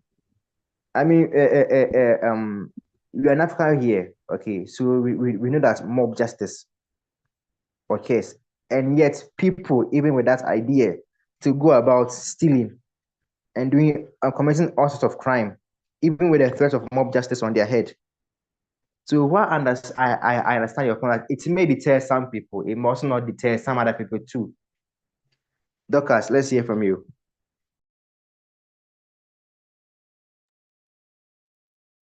Okay. And I'd like to hear Eugene's perspective on this because we had a debate, a small one on the WhatsApp group about the impact of chemical castration, because I had suggested it initially, and Eugene was of a contrary opinion on chemical castration. So I will withhold my comments about chemical castration as a punishment for rape, for rape offenders, and until I hear what Eugene has to say. He might say something so reasonable. But whenever we consider punishing crime, because rape is a crime, sexual assault is a crime, whenever we consider it, I like to go back to the 4 goals of the criminal justice system, or punishment, or legal punishment in general. We punish people for incapacitation, rehabilitation, deterrence, and retribution. Now, that remedy that Morioki was suggesting, which is lashes,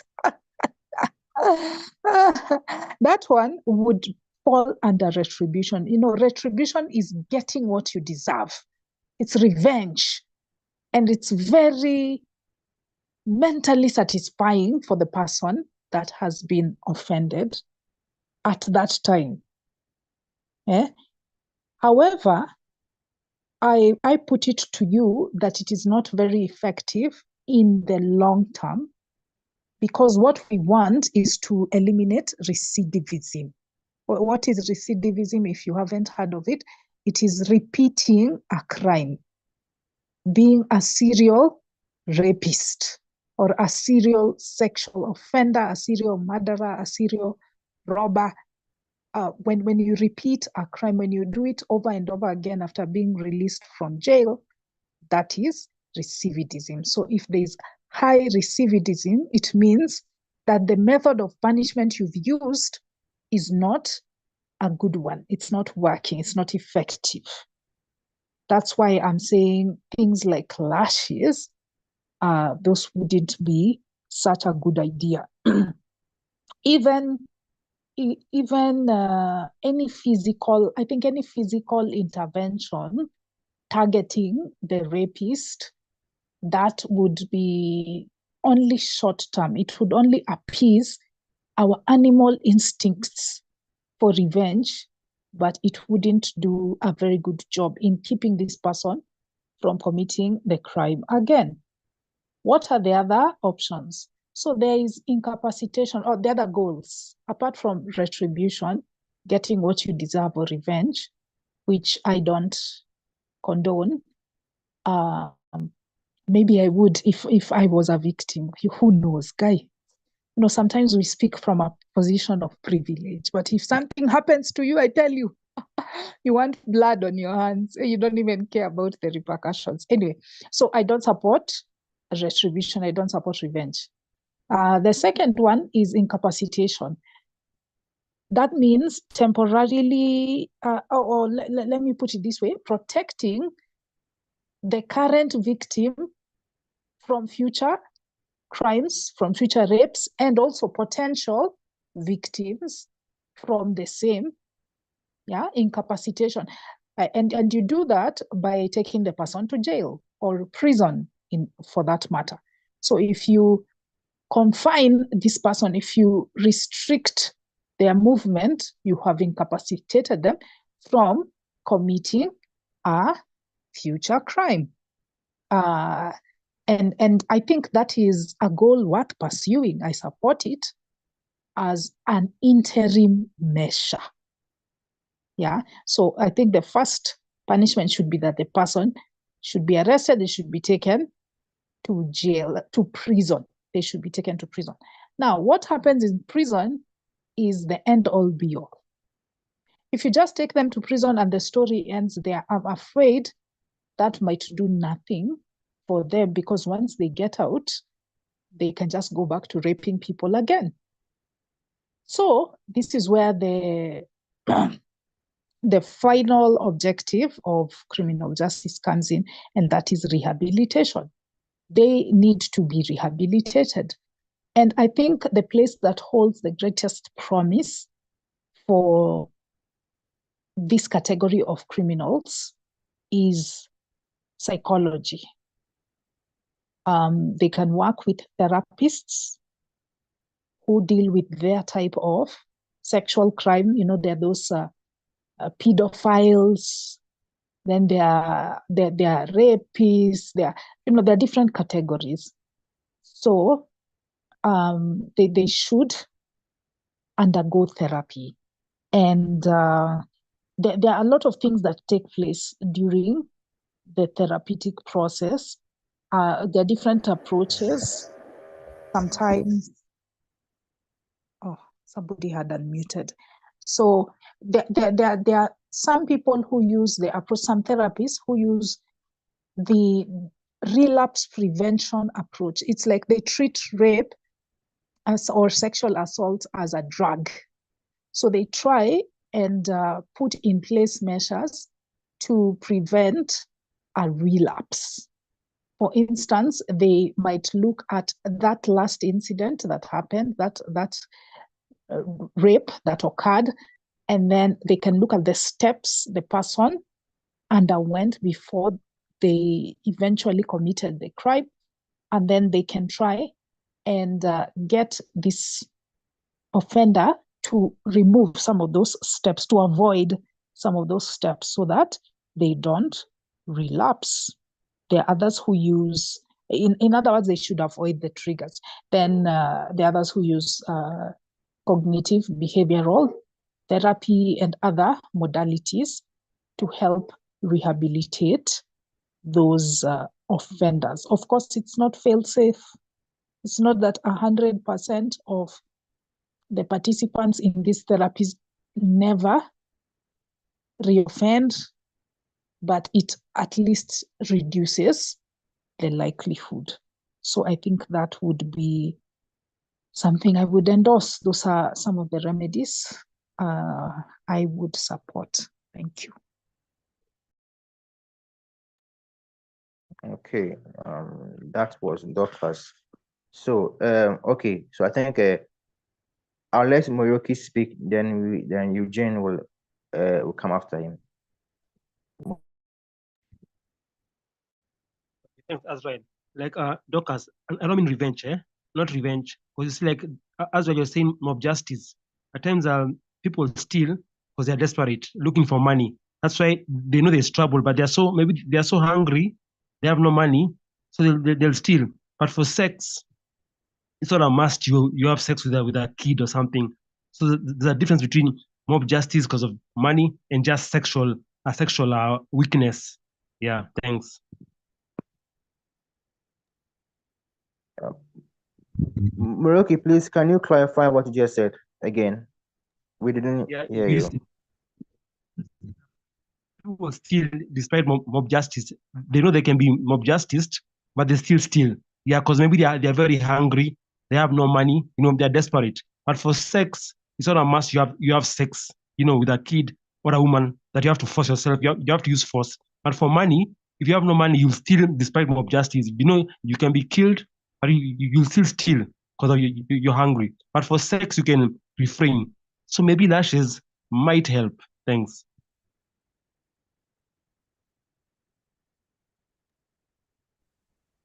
I don't really understand how the logical. Well, okay, okay. I As don't well, really understand how that will help, but hey, as you said, okay. mob justice happens and people still steal. So there's a difference between sex and money. You get? Yeah, but They'll I don't steal because they understand how I don't understand have how money. you link that one with sexual assault. They are Yeah, two I'm saying, different things all together. you say that people steal because of mob justice. They still steal. You said that earlier on. They still steal Mm. despite knowing that there's mob justice. They'll still steal. So I'm saying sex and money is a difference. That's what I'm saying. Can I say something as well? Yeah, please, Dorcas, if you can help us. Okay, Maria, okay. No, your leap in logic is unforgivable here. We'll not let it slide. So I'll put it to you, Morioki, that the nature of the crime has nothing to do with how effective it is at reoffending, at preventing reoffending. So you are saying mob justice is not justifiable because mob justice does not prevent reoffense because people do it because of being hungry. But that's irrelevant. That's irrelevant to the equation because there are people, there are rapists who undergo mob justice, but rape still continues in that society. You remember the documentary I mentioned from South Africa? Go check it out. It is on BBC.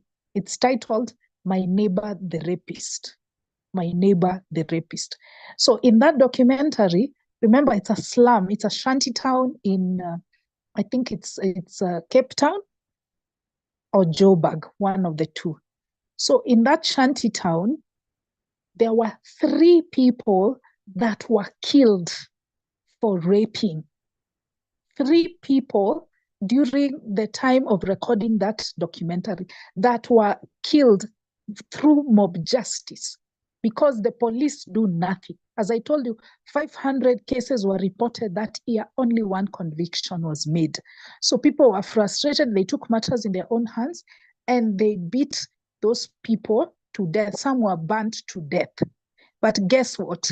Rapes still continued almost every night in that slum. The rape still continued. So it's irrelevant. Whatever you're talking about, Morioki, that people steal because of food, so that they are desperate, and that will change the dynamic. No. That's irrelevant. That's irrelevant. It doesn't work. Mob justice doesn't work in those situations because they have not addressed the root cause of rape.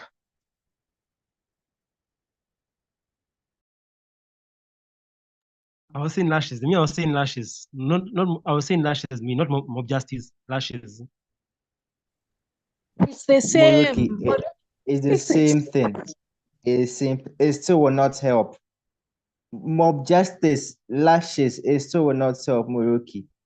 Okay, I won't say it's more, but there's a high percentage chance that it will not help. People will offend all the time, even after being beaten by the public. Every single time they do it.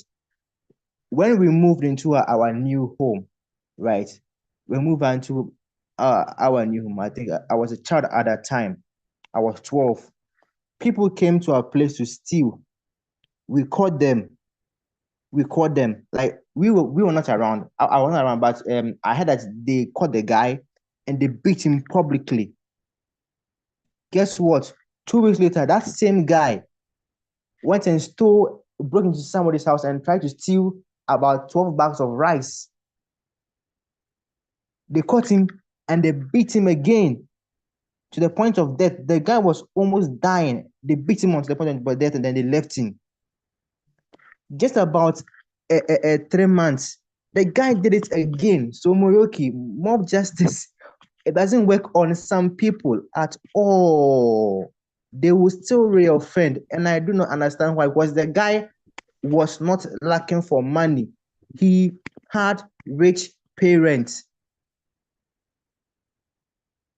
Okay, that was how I would say for now. So Moroki, let's put it to rest here and let Eugene also speak.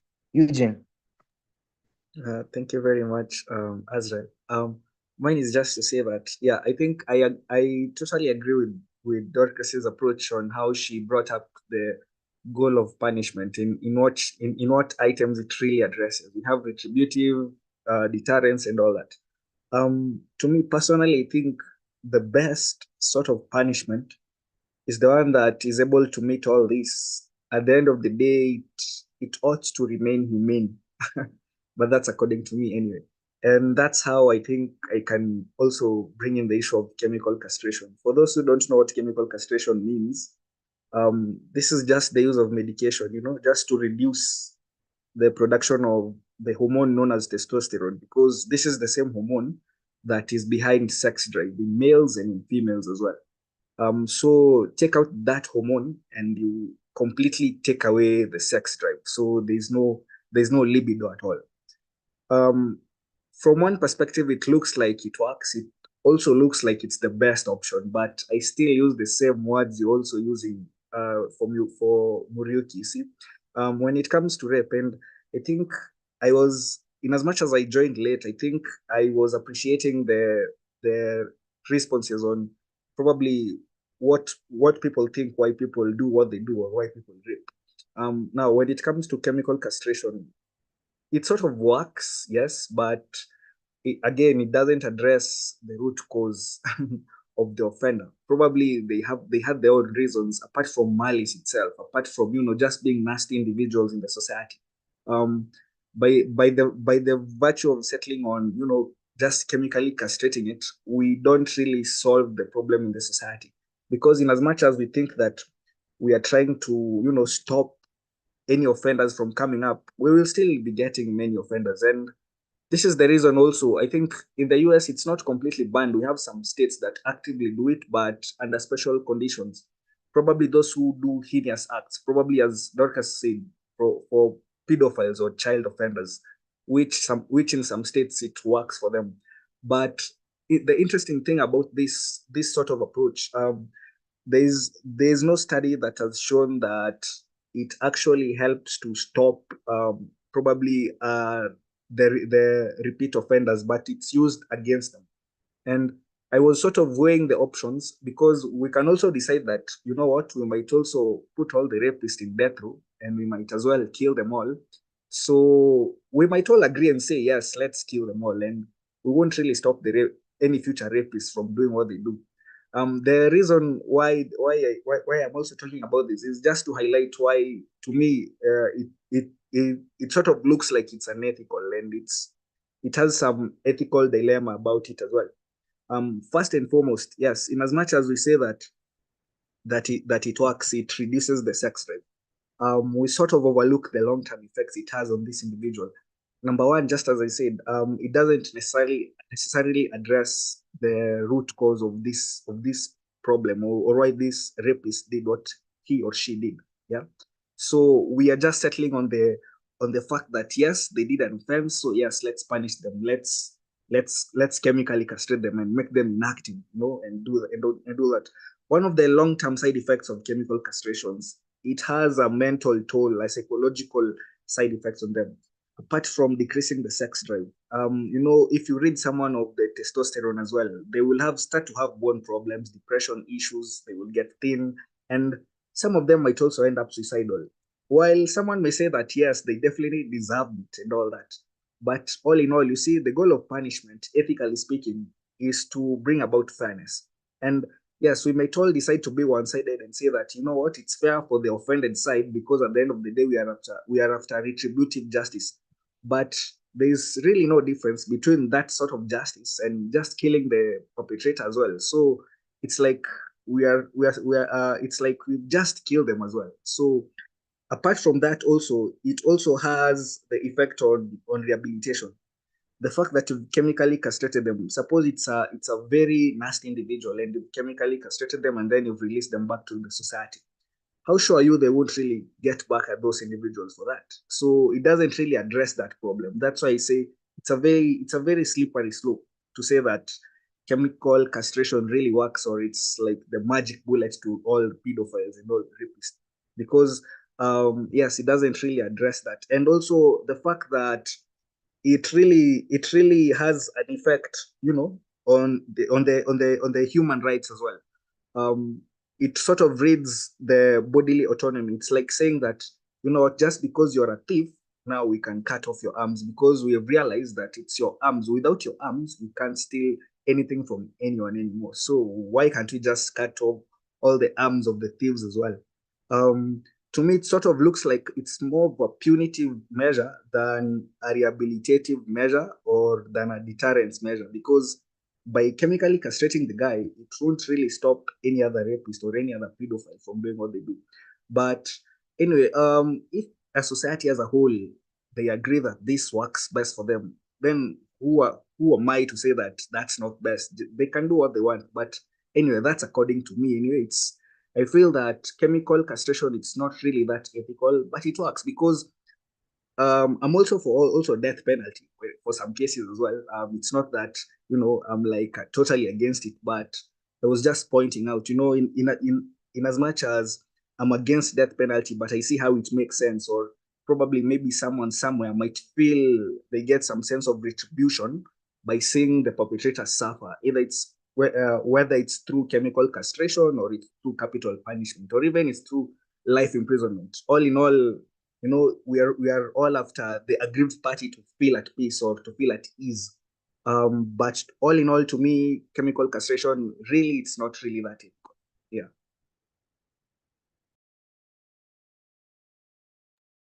Okay. Before and also before you go on to Juliana, I want to say something to what Moroki said.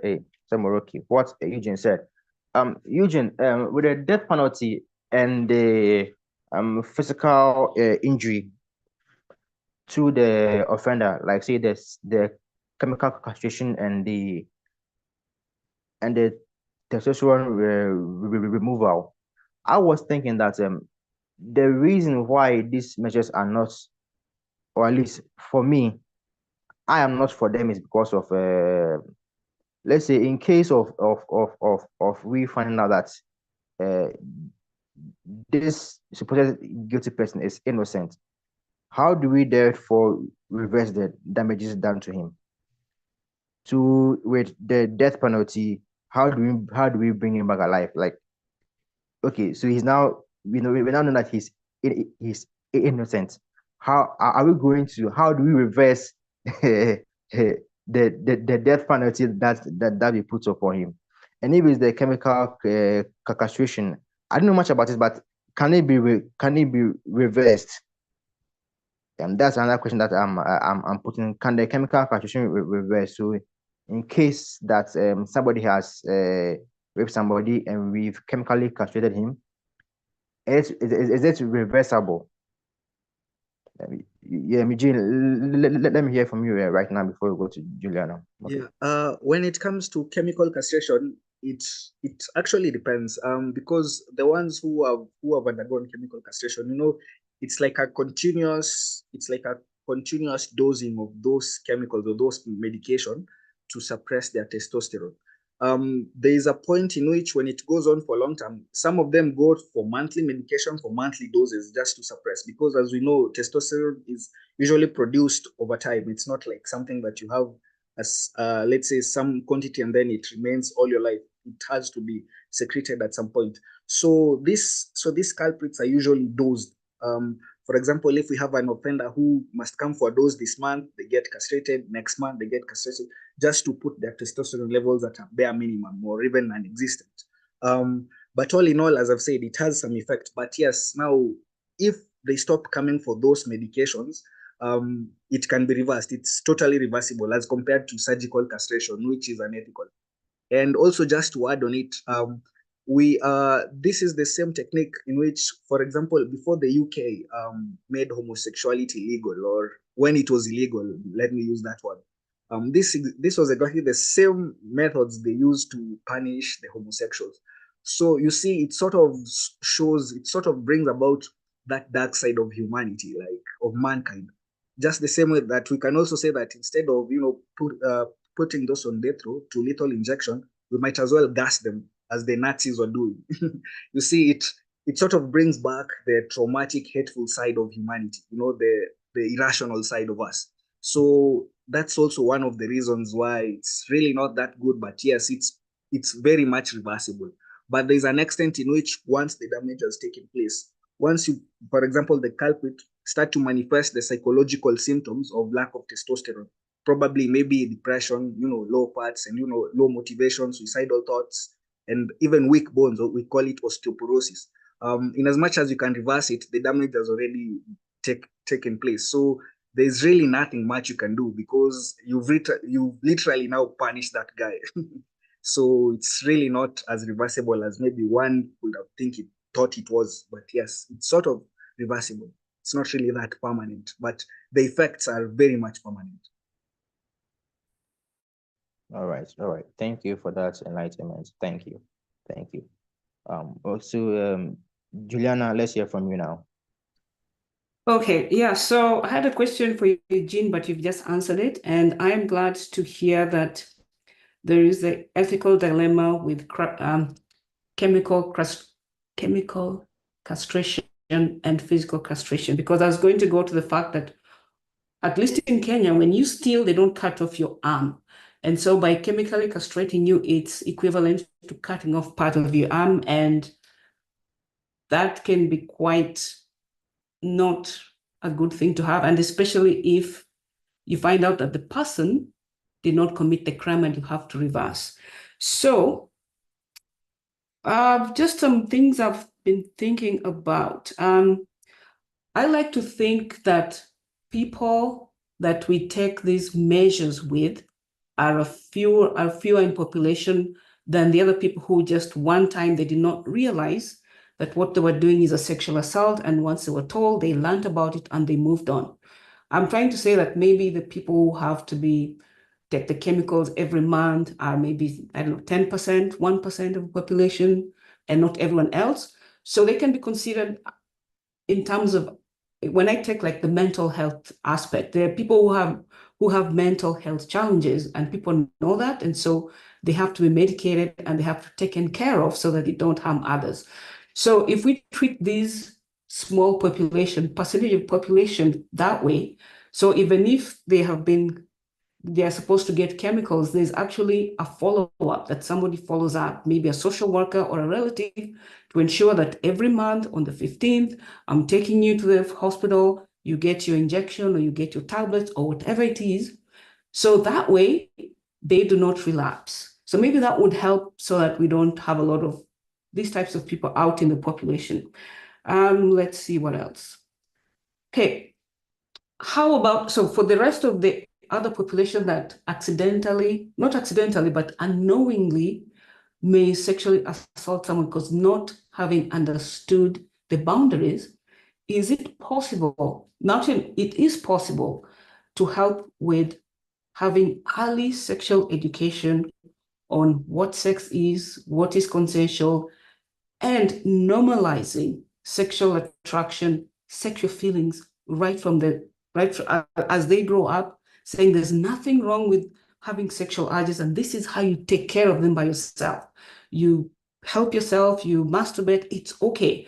And so that way, is this something natural they do? They don't have to wait because they can't masturbate because the church tells them it's a sin, and then they blow up and they just grab onto the next women. So legalize access to sex at an earlier age, i.e., not legalize, sorry, legalize access to sex, i.e., legalize prostitution. Why not? So then if I have an urge, if I'm a person, I have an urge, instead of now me waiting to pounce onto some other unsuspecting female, I know I can go to somewhere and pay my money and have a good time and everybody is safe.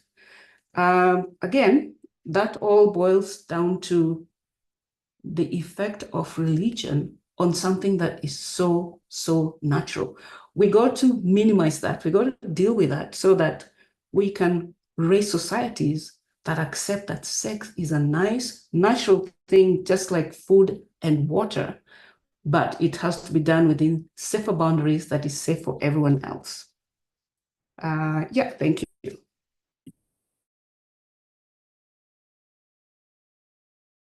Okay.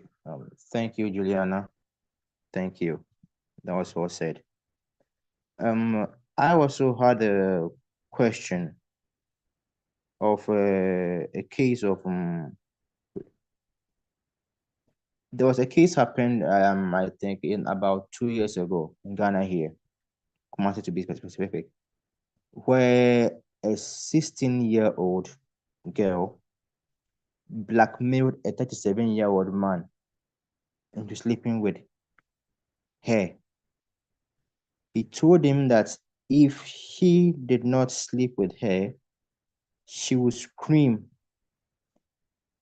rape, rape. And basically in the society, they saw the girl had a reputation of being an angel. Okay. So she was this supposed good person that everybody liked in the community. And and she was blackmailing this man to have sex with her. Otherwise, she must scream rape. And because of her reputation, people would support her instantly. The guy knew that. And so the man basically had sex with the lady, right? Now, sorry, the lady was 15 years old, so she was underage. She was she was underage and also under the legal age of consent. She was 15. The legal age of consent here in Ghana here is 16. So the lady was 15, the man was 37. Okay. So in this case, right, what do you think should happen? What do you think should happen? Because what happened here in Ghana here, what happened with the court proceeding was that the courts still imprisoned the man, right? Although they realized that the man did what he did under threat and it was a coercion, the man still went through the 7-year requirements. In Ghana here, defilement, which is just with a minor, has a minimum of 7 years imprisonment and a lifetime sentence for a maximum. Right. So the man served 7 years because the court decided that regardless of the coercion practiced by the child, he still committed a crime by sleeping with a minor. However, the minor too was also punished by having to serve a 6-month juvenile sentence in juvenile prison too as well. So that was the sentence. So although there were cases or there were complaints about it that the law should protect the child and only the child, like to have the child best interest at heart and should prioritize the child's safety first and foremost before all else, right? So I'm putting this question to you that what do you think about that? Do you think that the child should have also served a sentence of juvenile prison or should have just been let go like that without facing any consequence? That is my question. Moroki, let's hear you.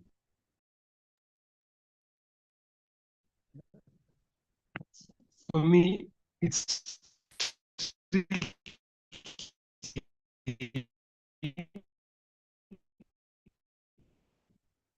but I'll give a solution to avoid any sexual mistake. Don't be alone with somebody you don't trust. That's the answer. Don't be alone, because in public it's hard to happen. So don't be alone with somebody you don't trust. That's a solution for any sex problem. Thanks. Okay, that was not my question. The question I asked was in the scenario or in the case that I mentioned, what do you think about it, about the child also being punished for the blackmail act, for the coercion that she did? That was my question. What do you think? Okay, but at 15, she's also very mature. It's just something is tricky. She's 15. She's very mature. She can't think like an adult because she's a child, in my view. So she should not have faced any consequences for what she did, right? Okay, she should be like, no, I didn't say that. I'm just saying it's tricky. Okay. So you don't know what to say about that. Okay, all right. Dorcas, let's hear from you.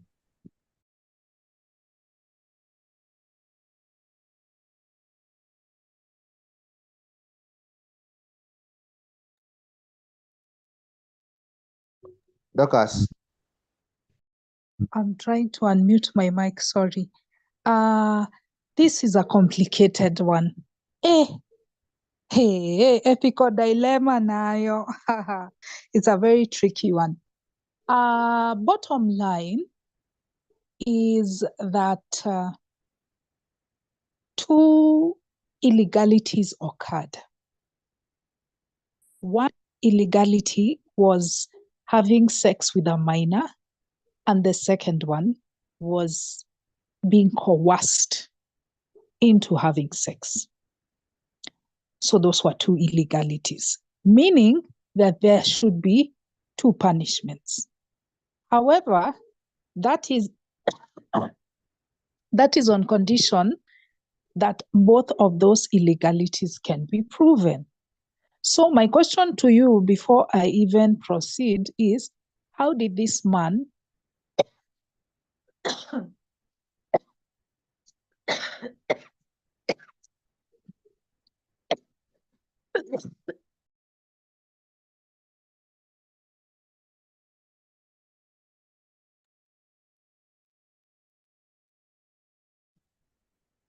Dorcas, what's going on?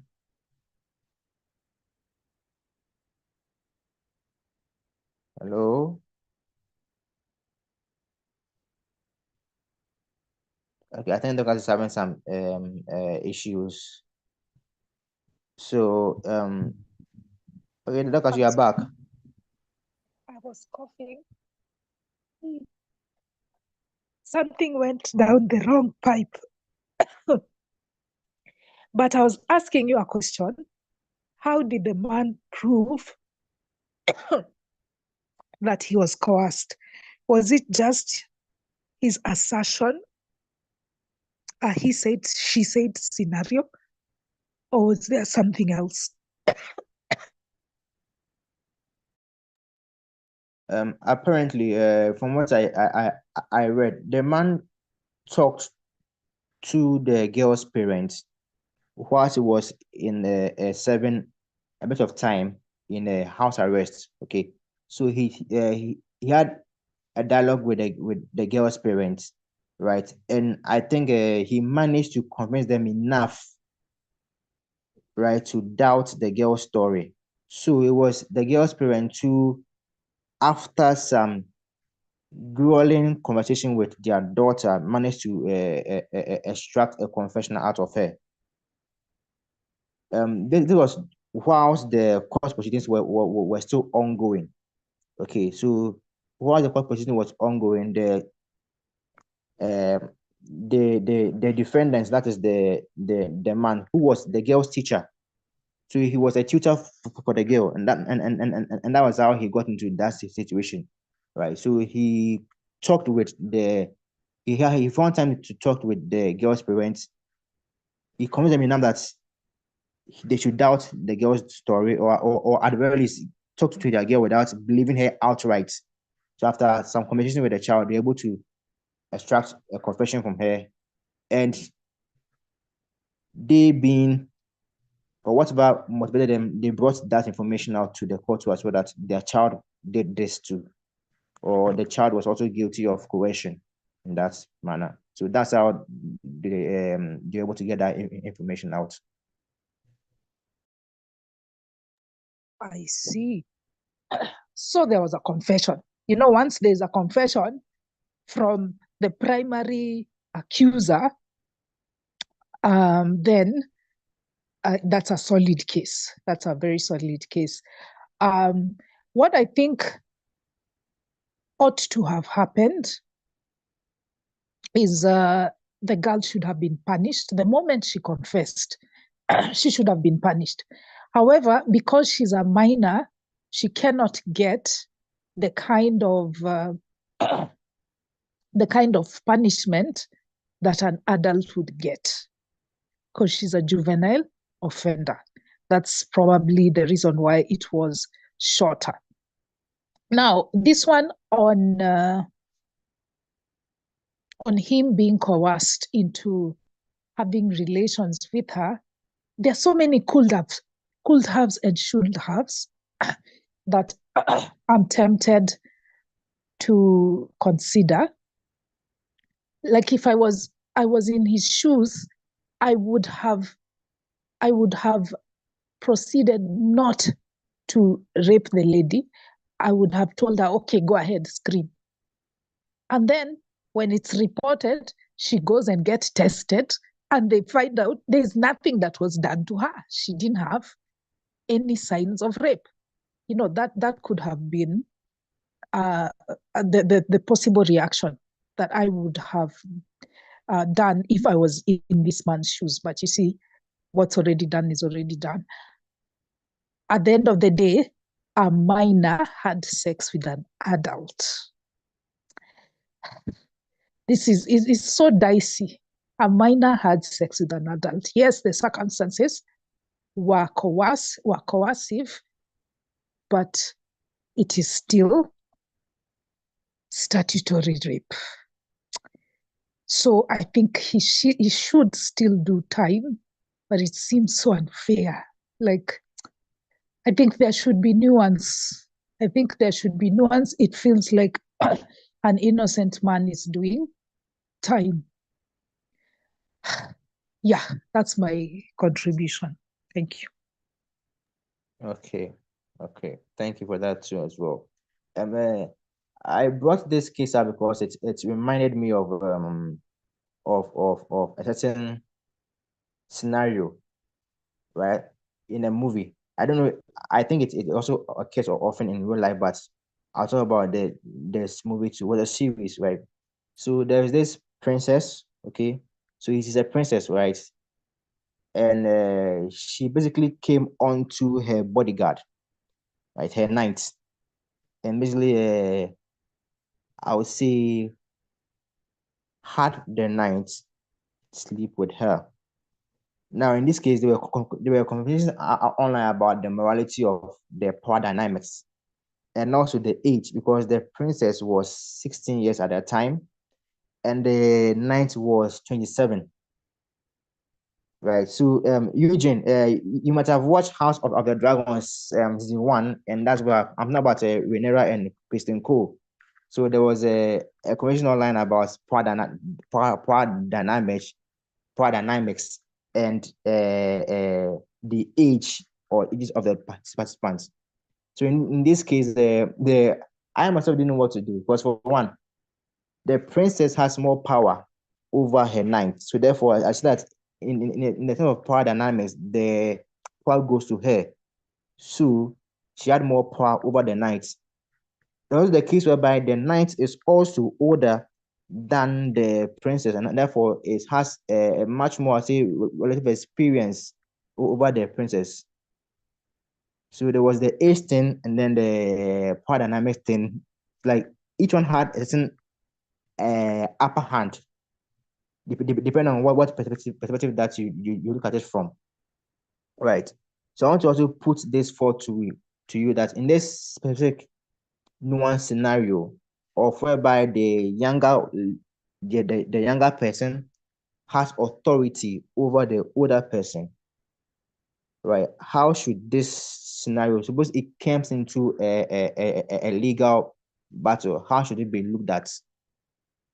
The younger person having more power or authority over the older person, and let's say the older person feeling as if he has no choice because of the power that the younger one has over him. He goes ahead with the younger person's demand to sleep with her or him in the next scenario. What's your opinion on this matter?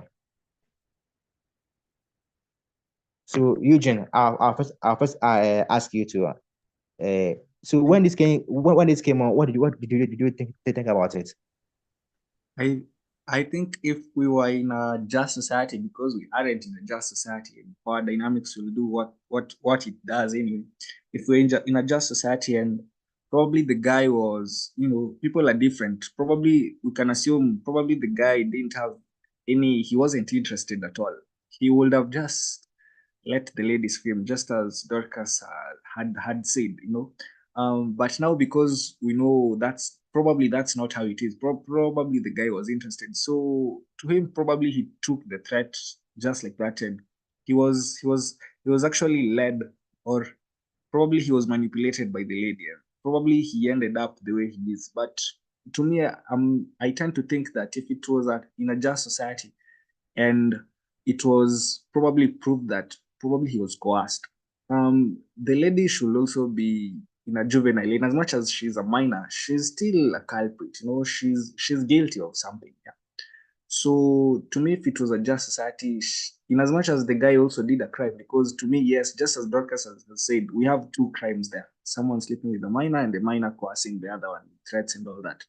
The lady should end up in a juvenile, and the guy maybe, if he had a good lawyer who can argue out that and probably convince the judge and all that, probably it will work well. But we know how the world works, and if you, just as you said, because the lady has leverage, it as much as probably it's even not according to the House of Dragons, even in current society, we can assume that probably the lady she's from a powerful family, and probably the guy is just some waiter and all that, or just a watchman.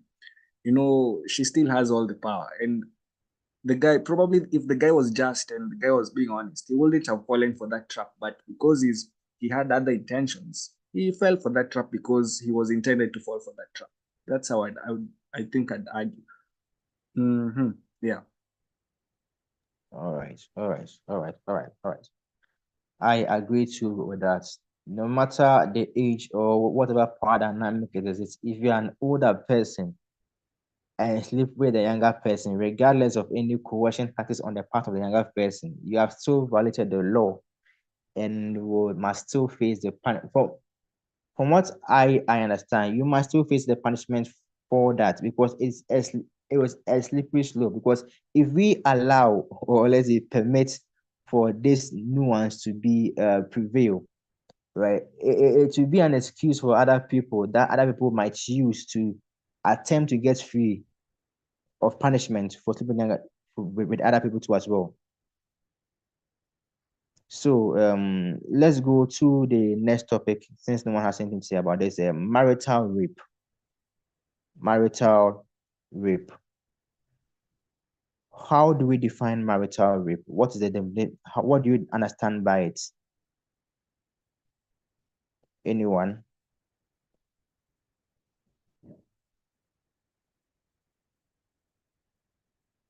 I'm waiting. What do you understand by marital rape? Moroki, let's hear from you. Thanks.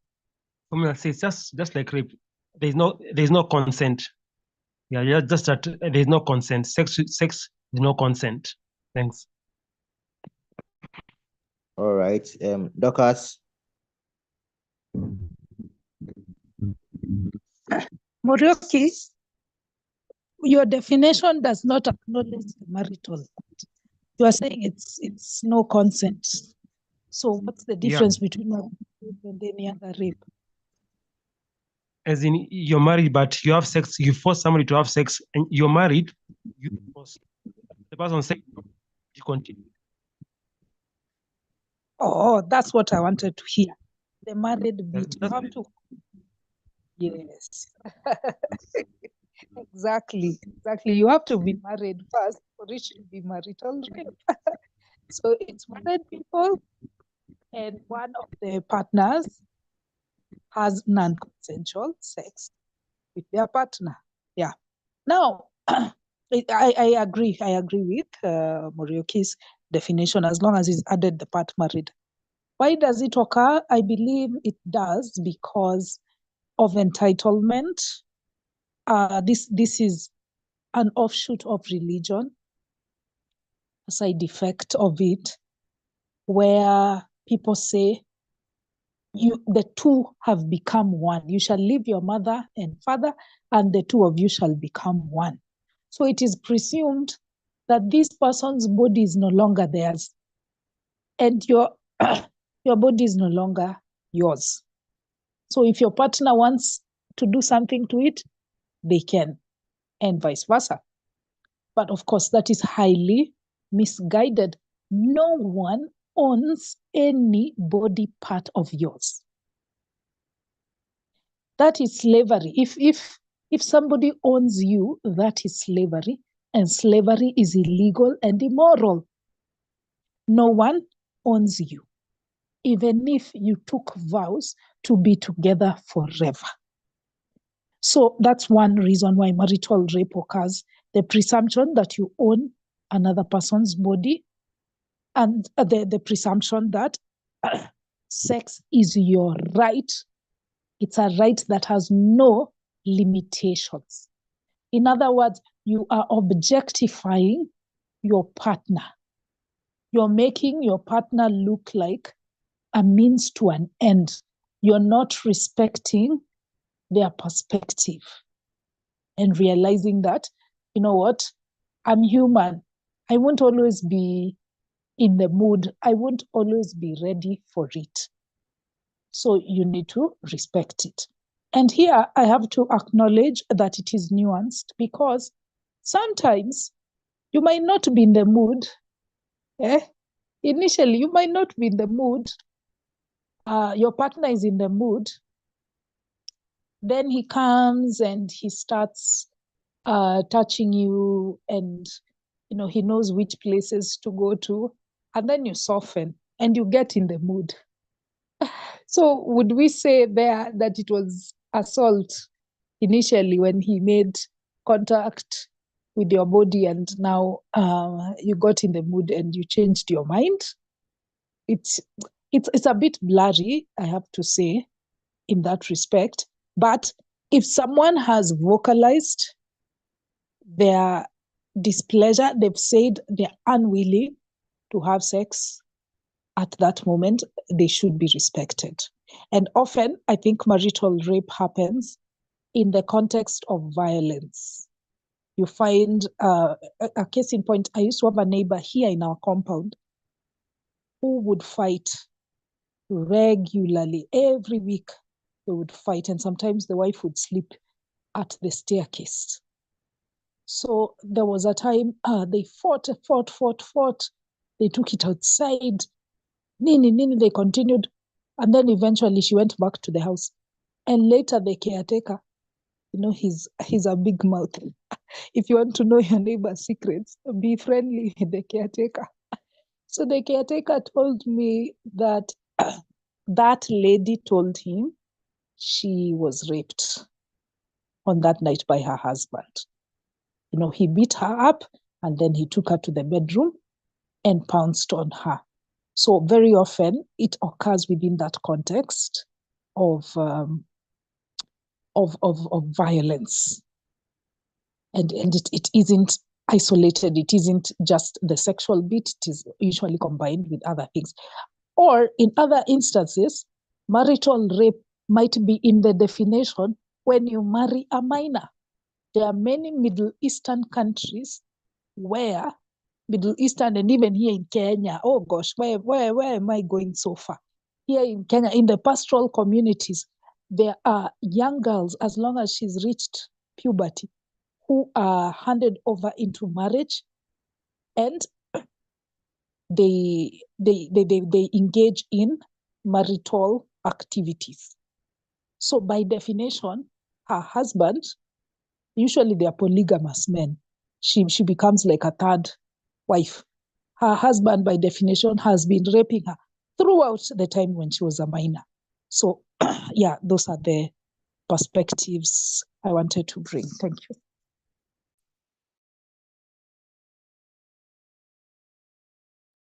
Okay. I also want to add something to you, but I'll do so after Eugene has spoken. So Eugene, let's hear from you. Yeah, I totally agree with the definition of marital rape, the way Dorcas has said and Muriuki. However, I would like to major on the issue of consent. In as much as one might actually force you violently, there's also the issue of coercion, and as long as it's not consensual, because when it comes to consent, it should be informed, it should be voluntary, and can also be withdrawn at any time. So you might have not given consent while you're with your partner in the bed, but when you say no, no is a no. You can withdraw consent at any time. Even when you're undressed, you can say I don't feel like it. And when the guy insists, it's technically marital rape. But I do understand the nuances it has, because yes, apart from religion being an offshoot of religion, it also has some very many reasons why people do it, and it usually measures on the issue of power and control. Number one. Number two,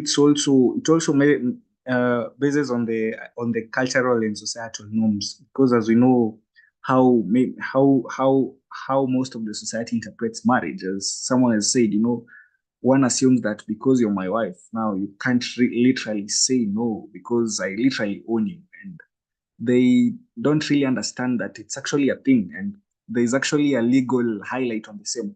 And also, it can also be because of psychological factors, and some might have a warped idea on the issue of consent and sexuality.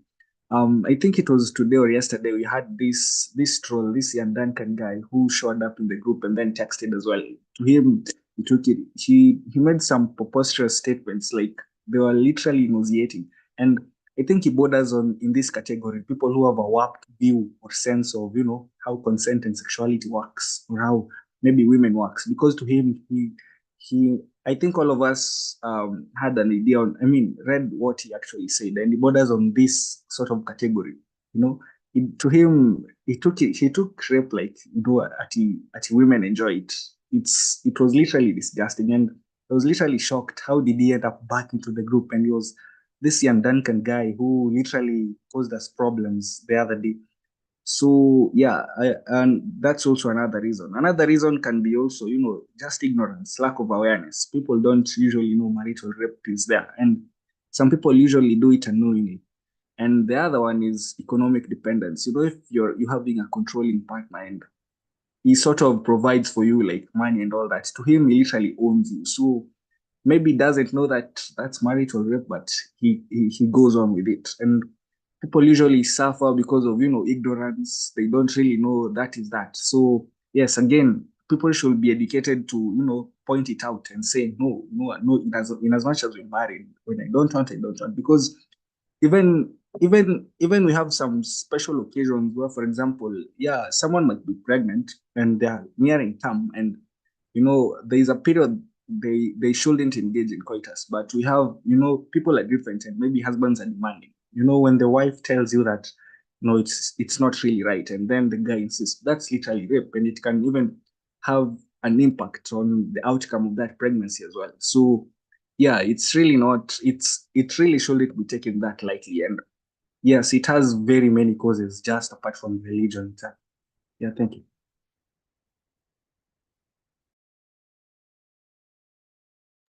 All right. Thank you, Eugene. And I totally agree with you on that. Marriage is not a defense. In fact, there is, I think, a statement in the in the Ghana Sexual Offense Act 2020, it says there right there in the documents. I know this because of a certain marital rape case that happened to a friend of mine's mother. So he basically accuses her husband of raping him. At least apparently that had been going on for some time, and she had had enough of it. So it came out, and I had to go and because it was the first time that I was hearing of it. Like it had never occurred to me before that people could be raped within the marriage. So when I heard of it, I went to read about it, and I was recommended to read on some laws too. And I remember this phrase because this phrase stood out to me very, very much. It says that marriage does not imply automatic consent to sexual activity. It was right there in our Ghanaian constitution. So with that being said, you are liable to face up to 5 to 20 years lifetime life in prison. In addition to certain fines also to be paid to as well to the victim too. So that's with the marital rape. I don't know how it is with the Kenyan constitution, but in over here it has been highlighted and has its own chapter for the whole for marital rape cases too as well in our Ghanaian constitution. Without much ado, with no one offering an opinion, let's go to the next topic. Our time is almost up, right? Victim blaming. Victim blaming. What is victim blaming? What do you understand by victim blaming? To blame a victim. I mean, the English is right there, I think. Muroki, let's hear from you. What do you understand by victim blaming? Like, thanks. Okay, like maybe if the girl or woman was dressed in a scanty way, they might say that she was dressed made her get raped. So that's one way of victim blame. You blame her how she had dressed. You say it's her fault because of what she, yeah, that's it, yeah. Okay.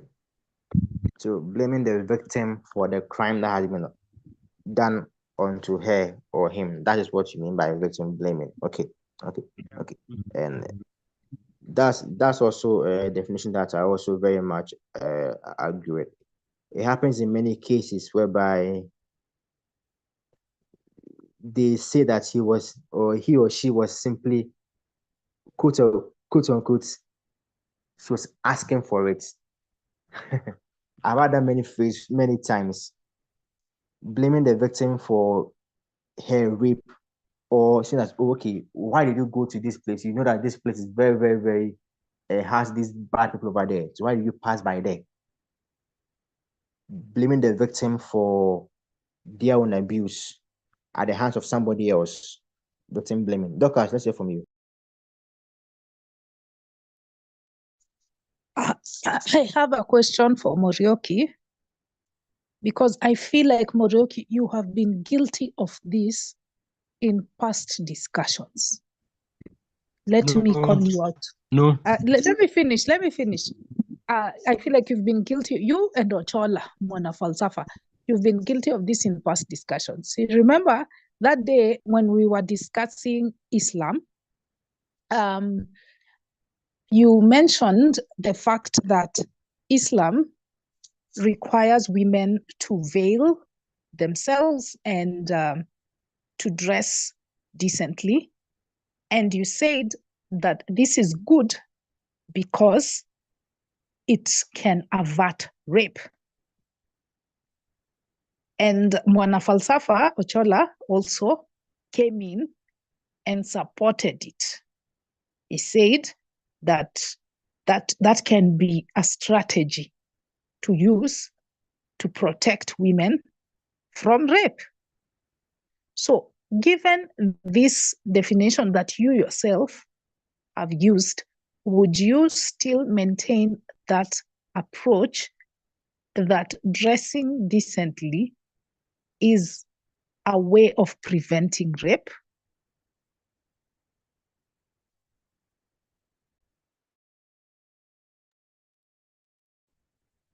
What I can say, my view is, this is just my view. I wish women would dress decently, but if she's not dressed decently, a man has no excuse. That's no excuse for rape. Yeah, if she has a short skirt, that's no excuse. But I prefer a woman dressed decently. Thanks. Why do you prefer that a woman dresses decently? Because the human being is weak.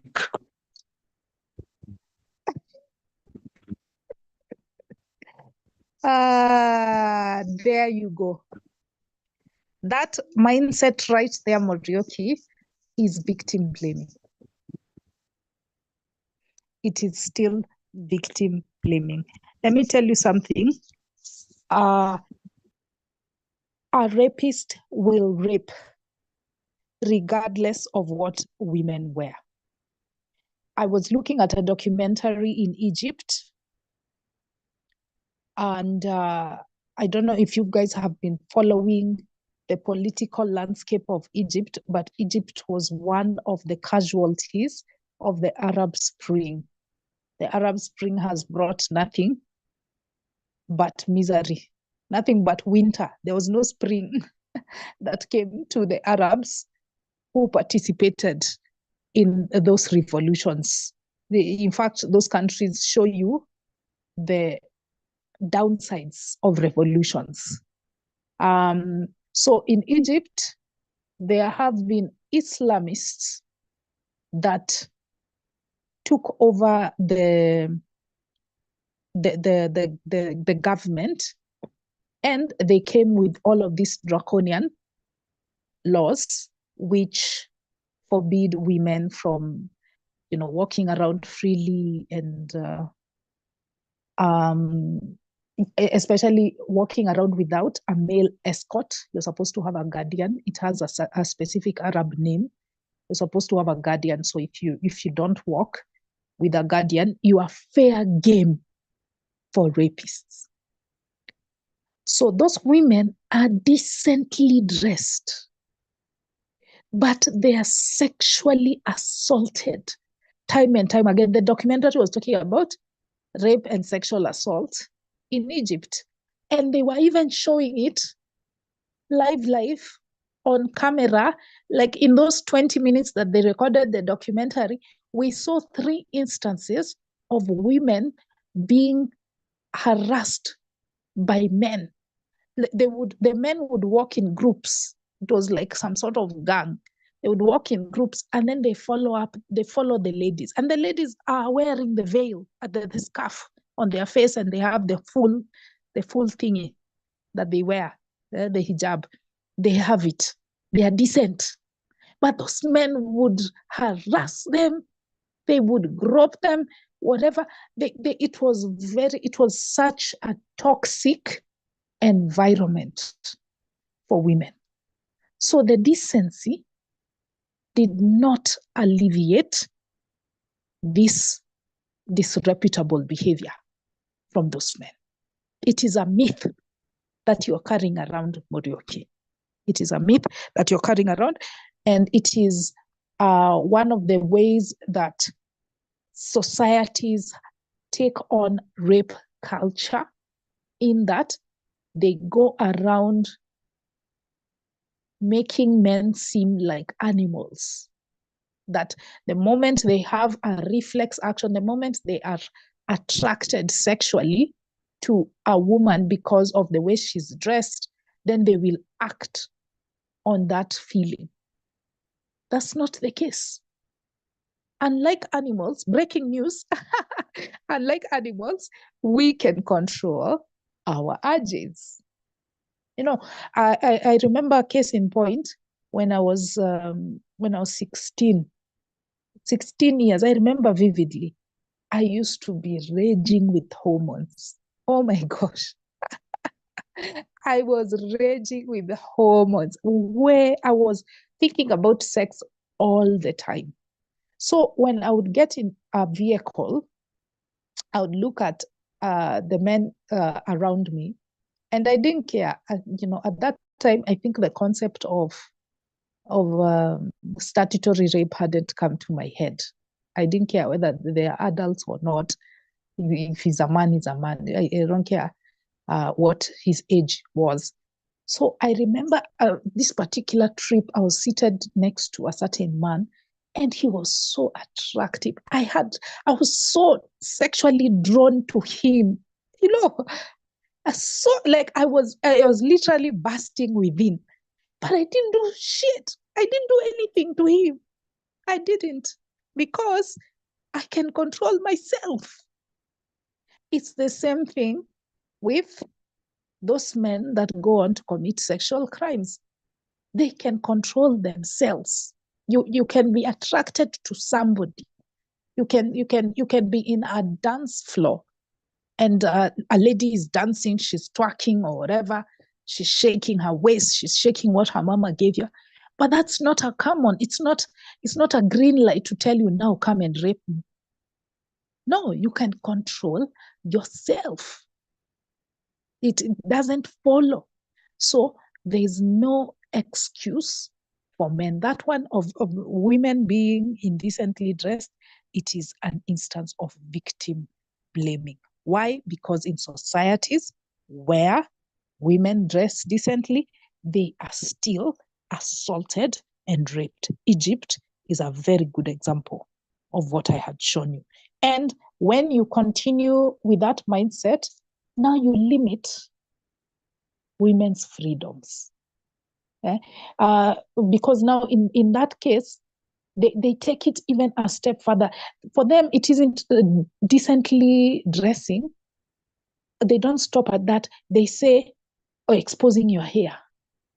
Why did you expose your hair? If you expose your hair, you are tempting me. Or even there are some who wear the veil, like the case of which country was this? Was it Iran? I think it was Iran. The case of the lady who wore a veil, but a bit of her hair came out, and they accused her of tempting the man, that it's her fault.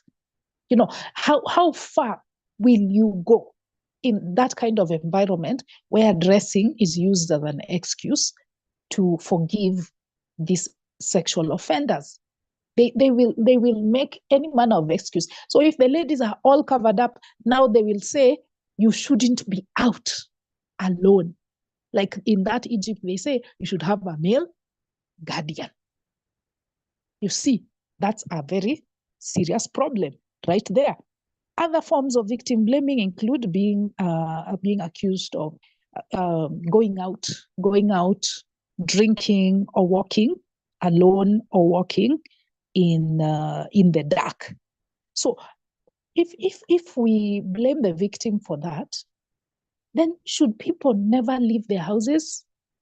Should people never walk alone? That's limiting our freedoms. It's misguided. They're pointing the finger in the wrong direction. The person who is on the wrong is the offender, and we need to tackle it. Lastly, I know I've talked a lot. Lastly, most rapes occur between people who know each other, and usually in the home setting. Close to, I think, 70% here in Kenya of rapes occur between people who know each other. Sometimes it could be relatives, it could be incestuous, an uncle and a niece, a stepfather and a daughter, those situations. Or it could be a friend to your brother who rapes you.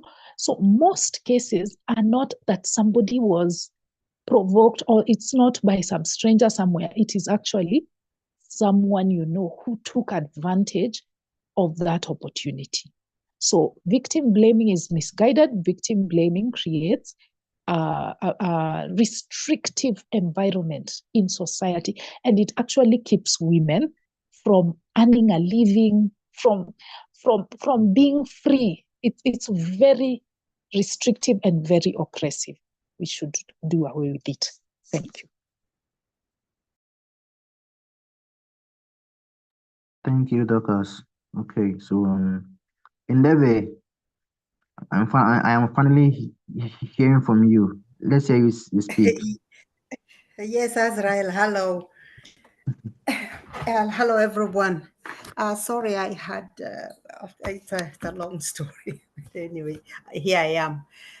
I arrived here at victim blaming, and somebody was saying about dressing. Let us just face this dressing head on, because children get raped. Babies wearing diapers. What? They were showing what? They were showing their fat little legs or what? So victim blaming or by saying what people wore is just completely lame. And the reason it is lame is you have people being raped in India. I don't think India wear less clothes, less clothes than us here in the summer. People wear very little clothing. I don't think India wears less clothing than, say, in Kenya. India wears a lot of clothing. They've got their saris and they've got their long, whatever they wear. So it is not clothing. We have to put it elsewhere. We have to say, this is where it is. It is somebody somewhere that is not able to control themselves. It's called self-control. And also exercising power on the victim. So here, the victim is nowhere, because the control, it's not the victim. The power is not being exercised by the victim. If anything, the victim is trying not to be raped. So that is the exercise that that's the power that they are exercising. So no, I think we have to go elsewhere. We have to go to the person, the perpetrator, and they are exercising power on the victim, whether it's a kid, whether it is a wife. And I, at some point, I had snippets of a rape in the marriage. And I don't know if anybody mentioned the fact that a housewife is going to have sex even when they don't want to, because she is a housewife. She has no money of her own. The man feeds the kids. So she's going to have sex.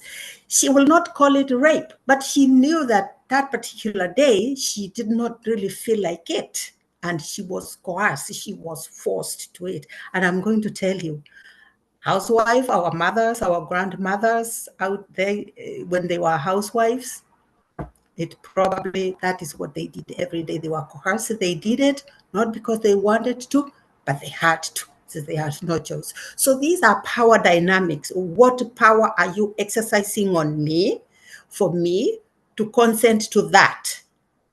It's just power. I am being coerced. I'm being forced to do something that I would rather do. And if I had the power, I wouldn't do it. So there you go. It is somebody exercising power on me. So it is not what I'm wearing. I can be all dressed and dressed and dressed until I'm wearing a tent, and I'll still be raped because it's somebody exercising power over my tent. Thank you.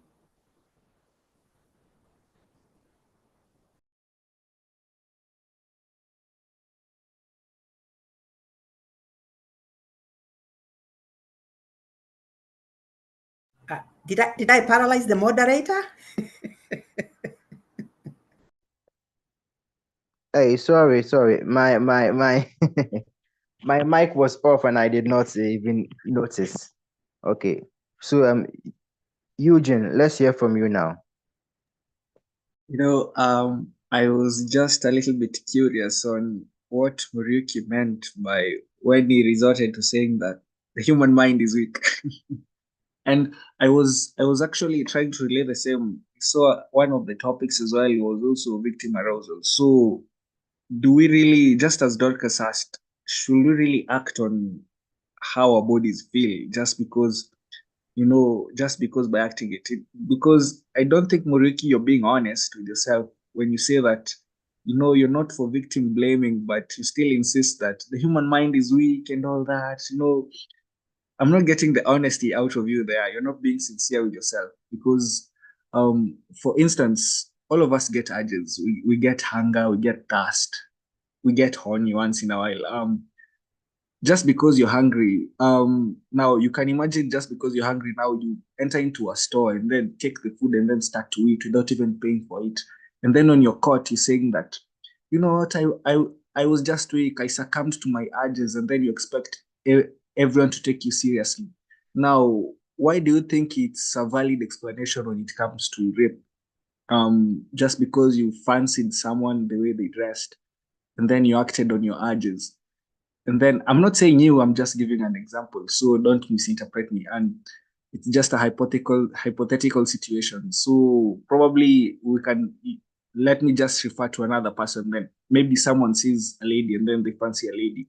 And then they act on their urges. And then when they are caught, they say that, you know what, I succumb to my urges because the human mind is weak. Do you think that's a reasonable explanation?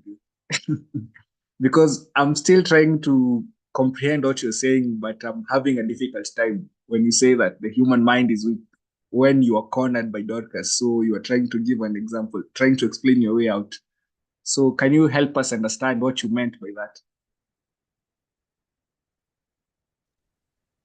Like I say, like the way it imagines things. If she's wearing a short skirt or a tight dress, the imagination will run faster in the human mind.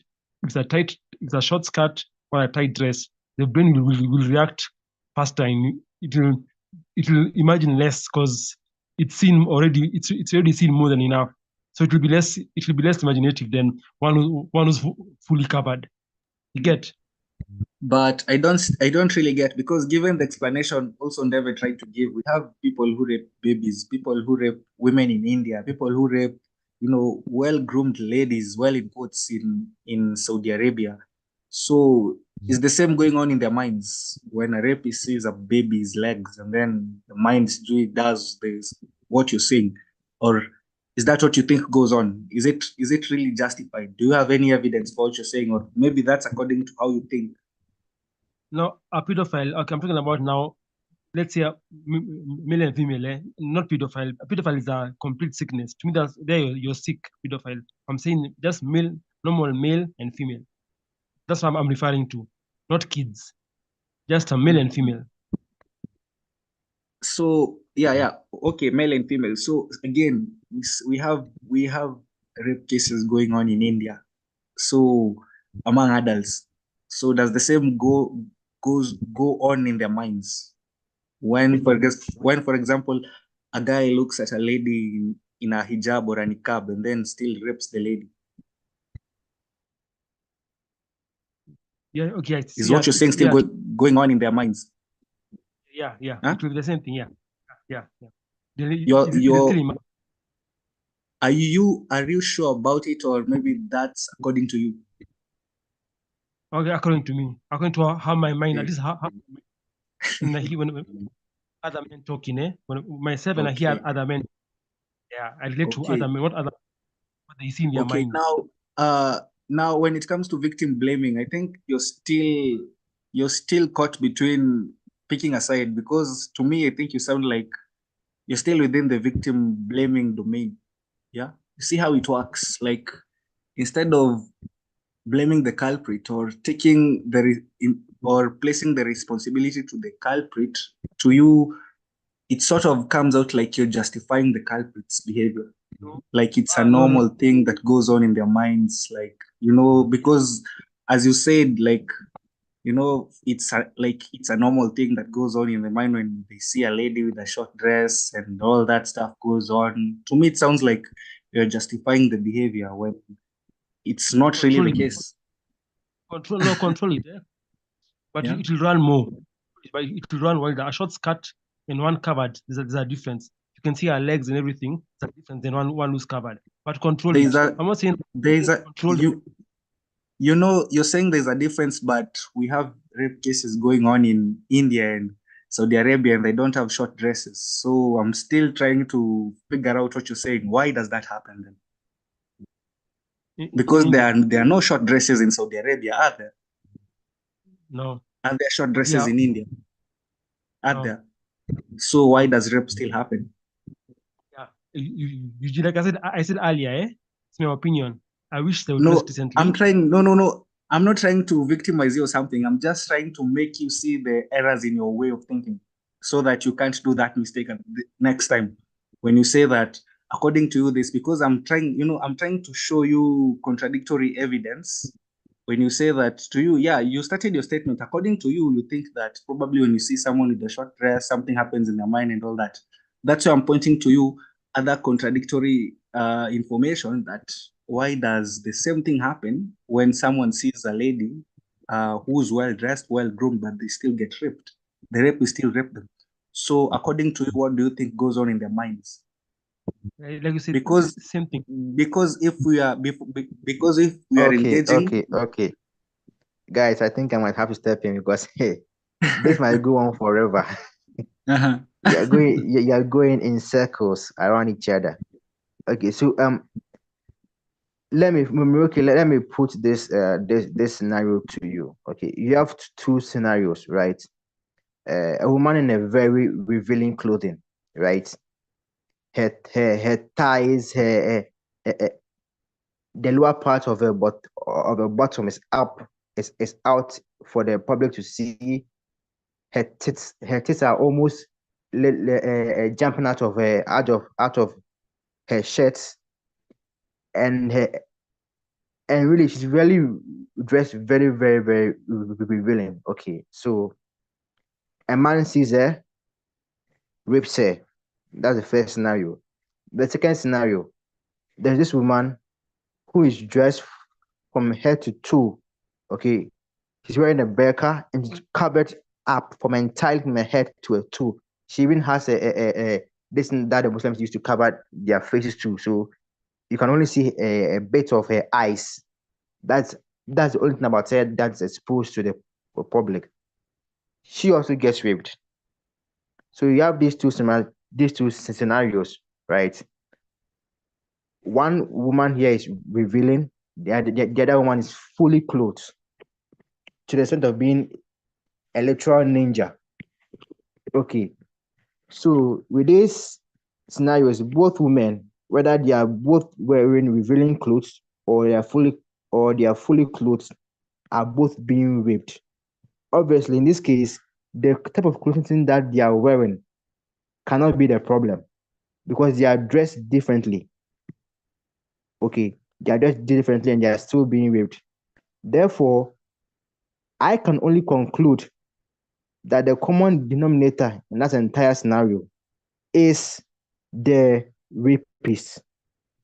He is the one at fault, or she is the one with the problem. Okay. In all the scenarios, he is the one that only stays the same. And as such, you can only conclude that the problem lies with the constant. So the type of clothing that the woman, we are talking in the case of a woman, the type of clothing that the woman is wearing, Moroki, does not matter. He or she will still get raped. So the clothes cannot be blamed for the unfortunate thing that is occurring to the woman. That is logic. You cannot rationalize it in the opposite way or in any other way. Okay. That's it. Our time is almost up, so let's go to the next topic. In fact, I deliberately skipped on the victim arousal to this one because I want to tie the victim blaming with the victim arousal. So first of all, we first define what is victim arousal. what do we mean by victim when we say victim arousal? Anyone? Okay, Dorcas, let's hear from you on this. Now, I know we have proceeded to the next subtopic, but I just have to add this one little thing for Morioki's consumption. I know you don't like analogies, and I told you go and research. I will find articles on analogies, but I have this analogy. Imagine a person is involved in a drunk driving accident. A drunk driver hits their car and they're so badly hurt. When we go to visit them, do we start blaming them? Do we start saying, oh my gosh, you should have used a better maneuver to avoid that drunk driver? Or do we acknowledge the fact that the drunk driver was on the wrong? Or if it is, say, attempted murder, let's say this person, he's a serial killer. He likes to kill people. So he attempts to kill this person. He stabs him in the thigh and the person is able to get away from him. Do we go saying, oh my gosh, you should have avoided that murderer. You shouldn't have provoked that murderer by being there, by existing. We don't do it. So why is it that we accept the same victim blaming in rape cases? Why is it we want to make an exception in this particular type of crime when we don't do the same for the others? It's not logical. The victim is never wrong. The victim is never the one that brought it onto themselves. It is the offender that is on the wrong. We should never forget that. Okay. I didn't say blame the victim. I didn't say that. I didn't say yes. Morioki, you did not say, yes, you did not say it directly, but that's what you are implying. By saying that she dressed provocatively, thus causing the rape, you are blaming the victim. You've not used the words exactly, but that's what you are doing. That's the effect of your words. You cannot run away from it. I prefer. That's what I said. I prefer. That's what I prefer. Don't try to neutralize what you've said. At the end of the day, the effect is you are blaming the victim. You need to change your mindset, Morioki. It doesn't follow. By being attracted to someone, it doesn't follow that you rape them. Yeah, true, I agree. Doctor, I agree on that. See, I guess I'm saying I agree. Doctor misunderstood again. Misunderstood. Anyway, let's go back to Azrael's question. Victim arousal. So I think these words are all very self-explanatory. Marital rape in a marital context. Victim arousal is when the victim is aroused during a rape. For women, it happens when she gets wet. You know, some guys were like, oh, it can't be rape, yet she got wet. In fact, there was somebody saying that on the group and I was disgusted. I was disgusted by that person. Yeah. For women, it's that. And or their nipples getting hard. You know, so they claim she must have wanted it if she got wet. And for men, it is him getting an erection. Him getting an erection, that is victim arousal. So, Azrael, you just wanted us to define or to dissect? Maybe I just need to answer your question. No. I was talking about it. I said I left the victim arousal for last topic so I could tie it in. I could tie it in with the victim blaming because they go hand in hand. They go hand in hand. So if you could relate the victim arousal to the victim blaming, I would also be very much appreciative. Okay. Victim arousal is related to victim blaming because people say that the victim blamers, they presume that all victims must not respond, quote unquote, positively to the rape, that the body should repel the advances made which are not consensual. That's the assumption, but it's a myth. It's a myth. Why? Because arousal is a reflexive response. It's like when somebody hits one section of your leg and you jerk. It's just a reflexive, instinctive response. It isn't psychological. It is not an indicator of whether you want something or not. It's reflexive. Somebody again used a very nice analogy. She said, imagine if somebody tickled you, they tickled you forcefully. You didn't welcome it, they just tickled you and you started laughing. The laughter is not a sign that you are enjoying the preceding action, the tickling. It's just a biological response. So it's the same thing with victim arousal. Your body can do things which your mind doesn't want to. In fact, you feel like your body is betraying you. But that's just how you are wired. That if you're touched here, you respond this way. It's just it. But it isn't a sign that the person consented. And that victim should not be blamed, or the rapist should not be excused that if she responded or he responded, then it wasn't really a real rape. Thank you. All right.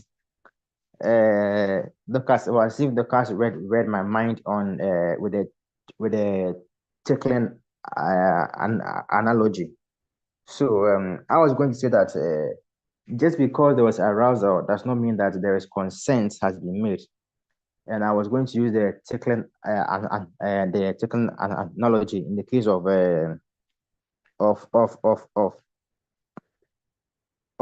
China, of the hand that I see China, where they used to use tickling as a form of torture method to extract information out of people.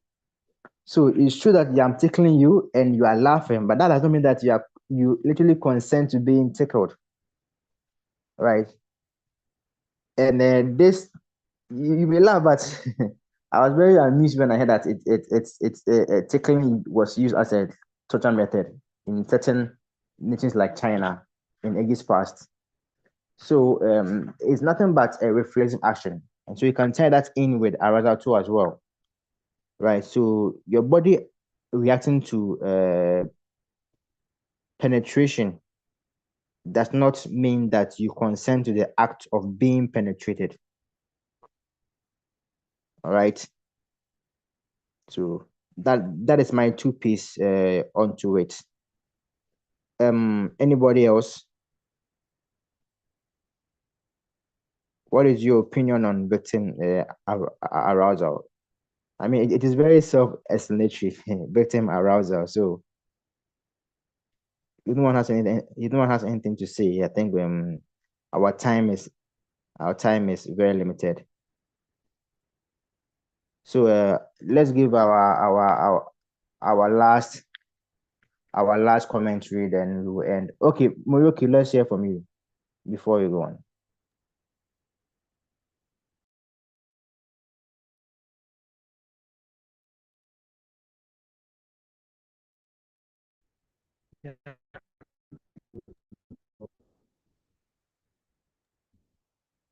Moroki, I can't hear you.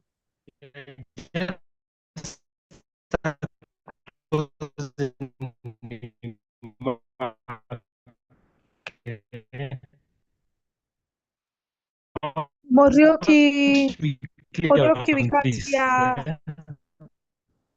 We can't hear. Be misunderstood. What I mean is that there's no excuse for rape. There's no excuse. But if I see a woman with a trouser and one with a short skirt, and I'm talking with her, and I want to be clear on this, if I see a woman with a sits down on a chair, the dress goes up.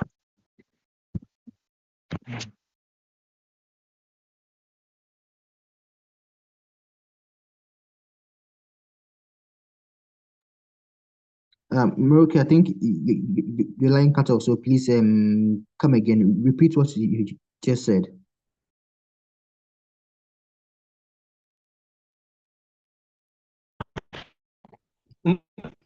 Am I back now? Okay.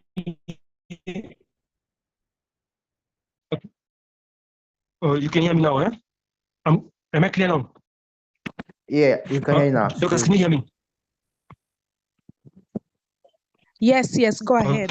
Yeah. No, I'm saying if I see a woman with a trouser, yeah, I'm saying there are two men here, one with a short skirt, one with a trouser.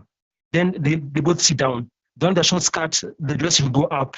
So I'll be distracted by the one in a short skirt. But there's no excuse for rape. That's what I'm saying. The one with the trouser and destructive to me. But there's no excuse for rape. That's what I'm saying. It's more destructive to the human mind. That's all. Morioki, then why did you bring it up? If it is not related to the rape discussion, why did you bring it up? You shouldn't have brought it up. Your preference is none of our business. We were just talking about the context of rape and victim blaming. You should have left it out. That's your preference. Whether you maybe you don't like being aroused. No, Yeah, I you just are. said, Doctor, I said, no, I explained. Why did I explain what it means? I explained it means what? Like if you dress, you can be blamed for how you are dressed. That's what I said. You can be blamed for how you are dressed. I just explained what it means. That's all I did. It was an explanation.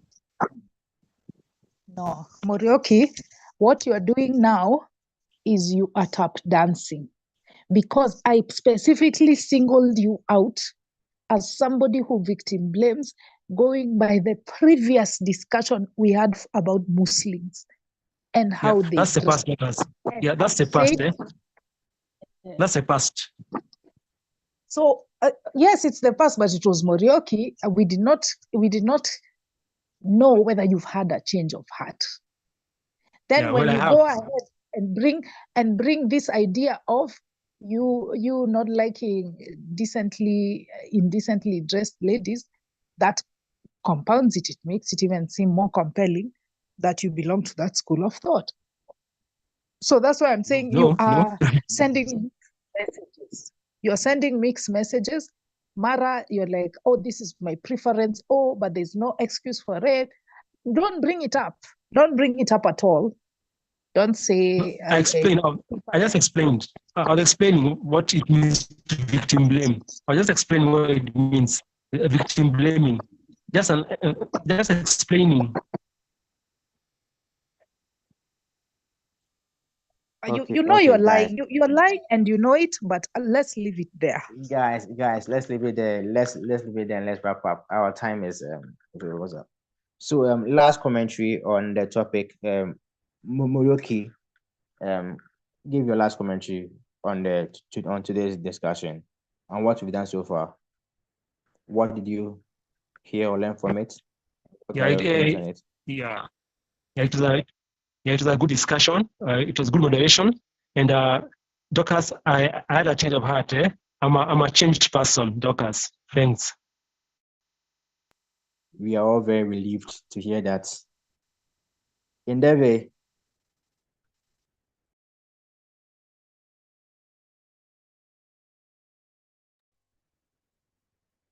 Miss Endeavor, can we hear your last commentary? Okay, I don't think Endeavor is here. So Lady Juliana, let's hear your last commentary on the discussion so far. Yeah, thank you very much, Azrael. This was a very interesting, sensitive topic, and I think it was handled in a very professional, not sleazy way, which I really, really appreciated. And I'm happy to hear from Miriuki that that he's had a change of heart. And hopefully, as more people will view the Zoom, they will have a change of heart. And for me, I have learned a lot, as I usually do. And I thank Azrael very much for the moderating. I thank everyone for coming. And I think we had a lot of people. I think at one time we were about 16 people, I believe. It was a really good turnout, and I look forward to next week's topic. In the meantime, have a great weekend, everyone. Thanks. Have a good weekend to you too. Eugene, let's hear from you, your last commentary. Actually, it's been a very wonderful debate. Great moderation. These are one of the topics that I wouldn't really expect, the other societies, to talk about them in great detail without maybe fear of stigma and all that. So I think it has been a very wonderful. It's one of the best discussions we've ever had, actually. So yeah, and great moderation. Everyone made some great contribution as well. So I'm actually grateful to be with you guys. So yeah, thank you very much and have a good night. Same to you too. Dorcas, your last commentary, and then you take over from me. Okay. Thank you so much, Azrael, for that excellent moderation. My last comment, I wanted to add something on top of the recommendations we gave, because I think the recommendations we gave pertained to punishment. That's reactive. There is prevention, which is more sustainable. Punishment comes after the fact, prevention comes before the fact. So I think in order to solve the problem of rape or to have very minimal incidences, you need to kill the rape culture. And to kill the rape culture, you need to teach young people, adolescents and teenagers, you need to teach them about the idea of consent and about bodily autonomy, respecting other people's bodies, realizing that no means no, and that no can be said at any point in the sexual act. I could be with you. Maybe I'm comfortable with you touching me from the waist up. You can do anything you want from the waist up, but from the waist below, I'm not comfortable. Or there could be a certain act that I'm not comfortable with. Maybe you're attempting anal and I don't want anal. Maybe you are attempting some BDSM. You're trying to slap me or to choke me, and I'm not into that stuff. And I say no. So you should respect that no at that point. Even though I'd already removed my clothes, you should respect it. So young people should be taught about consent, about bodily autonomy. We should ensure that we do not blame the victim, that we should not try to implement policies that restrict people's freedoms, like curfews. Women should not leave at this time, or women should not dress this way. There should be no excuse whatsoever given for the sexual offender. That's how you kill rape culture. That's how you end this scourge. So that's what I wanted to add on prevention. Start with them when they are young. Okay. Now, on this whole discussion, my take home, the things that have stood out to me include the outline that Eugene shared about the steps you need to take when you get raped. I thought that was very pertinent, because you never know when you can be a victim. All of us think we are beyond it. It could never happen to us, but one day it could. So thank you so much, Eugene, for that breakdown. I am grateful to Juliana for those suggestions that she gave on punishment. And thank you, Azrael, for those thought-provoking questions. There was one that did a number on my brain. The one for the teacher, it was so complicated, but it gets you to realize the limits of the law and morality. It's a fine line. It's such a fine line. And maybe we can learn from such individuals. I also learned a lot about the spirit of the Me Too movement and the backlash against it, and what can be done to fix it. I don't think we should throw away the baby with the bathwater.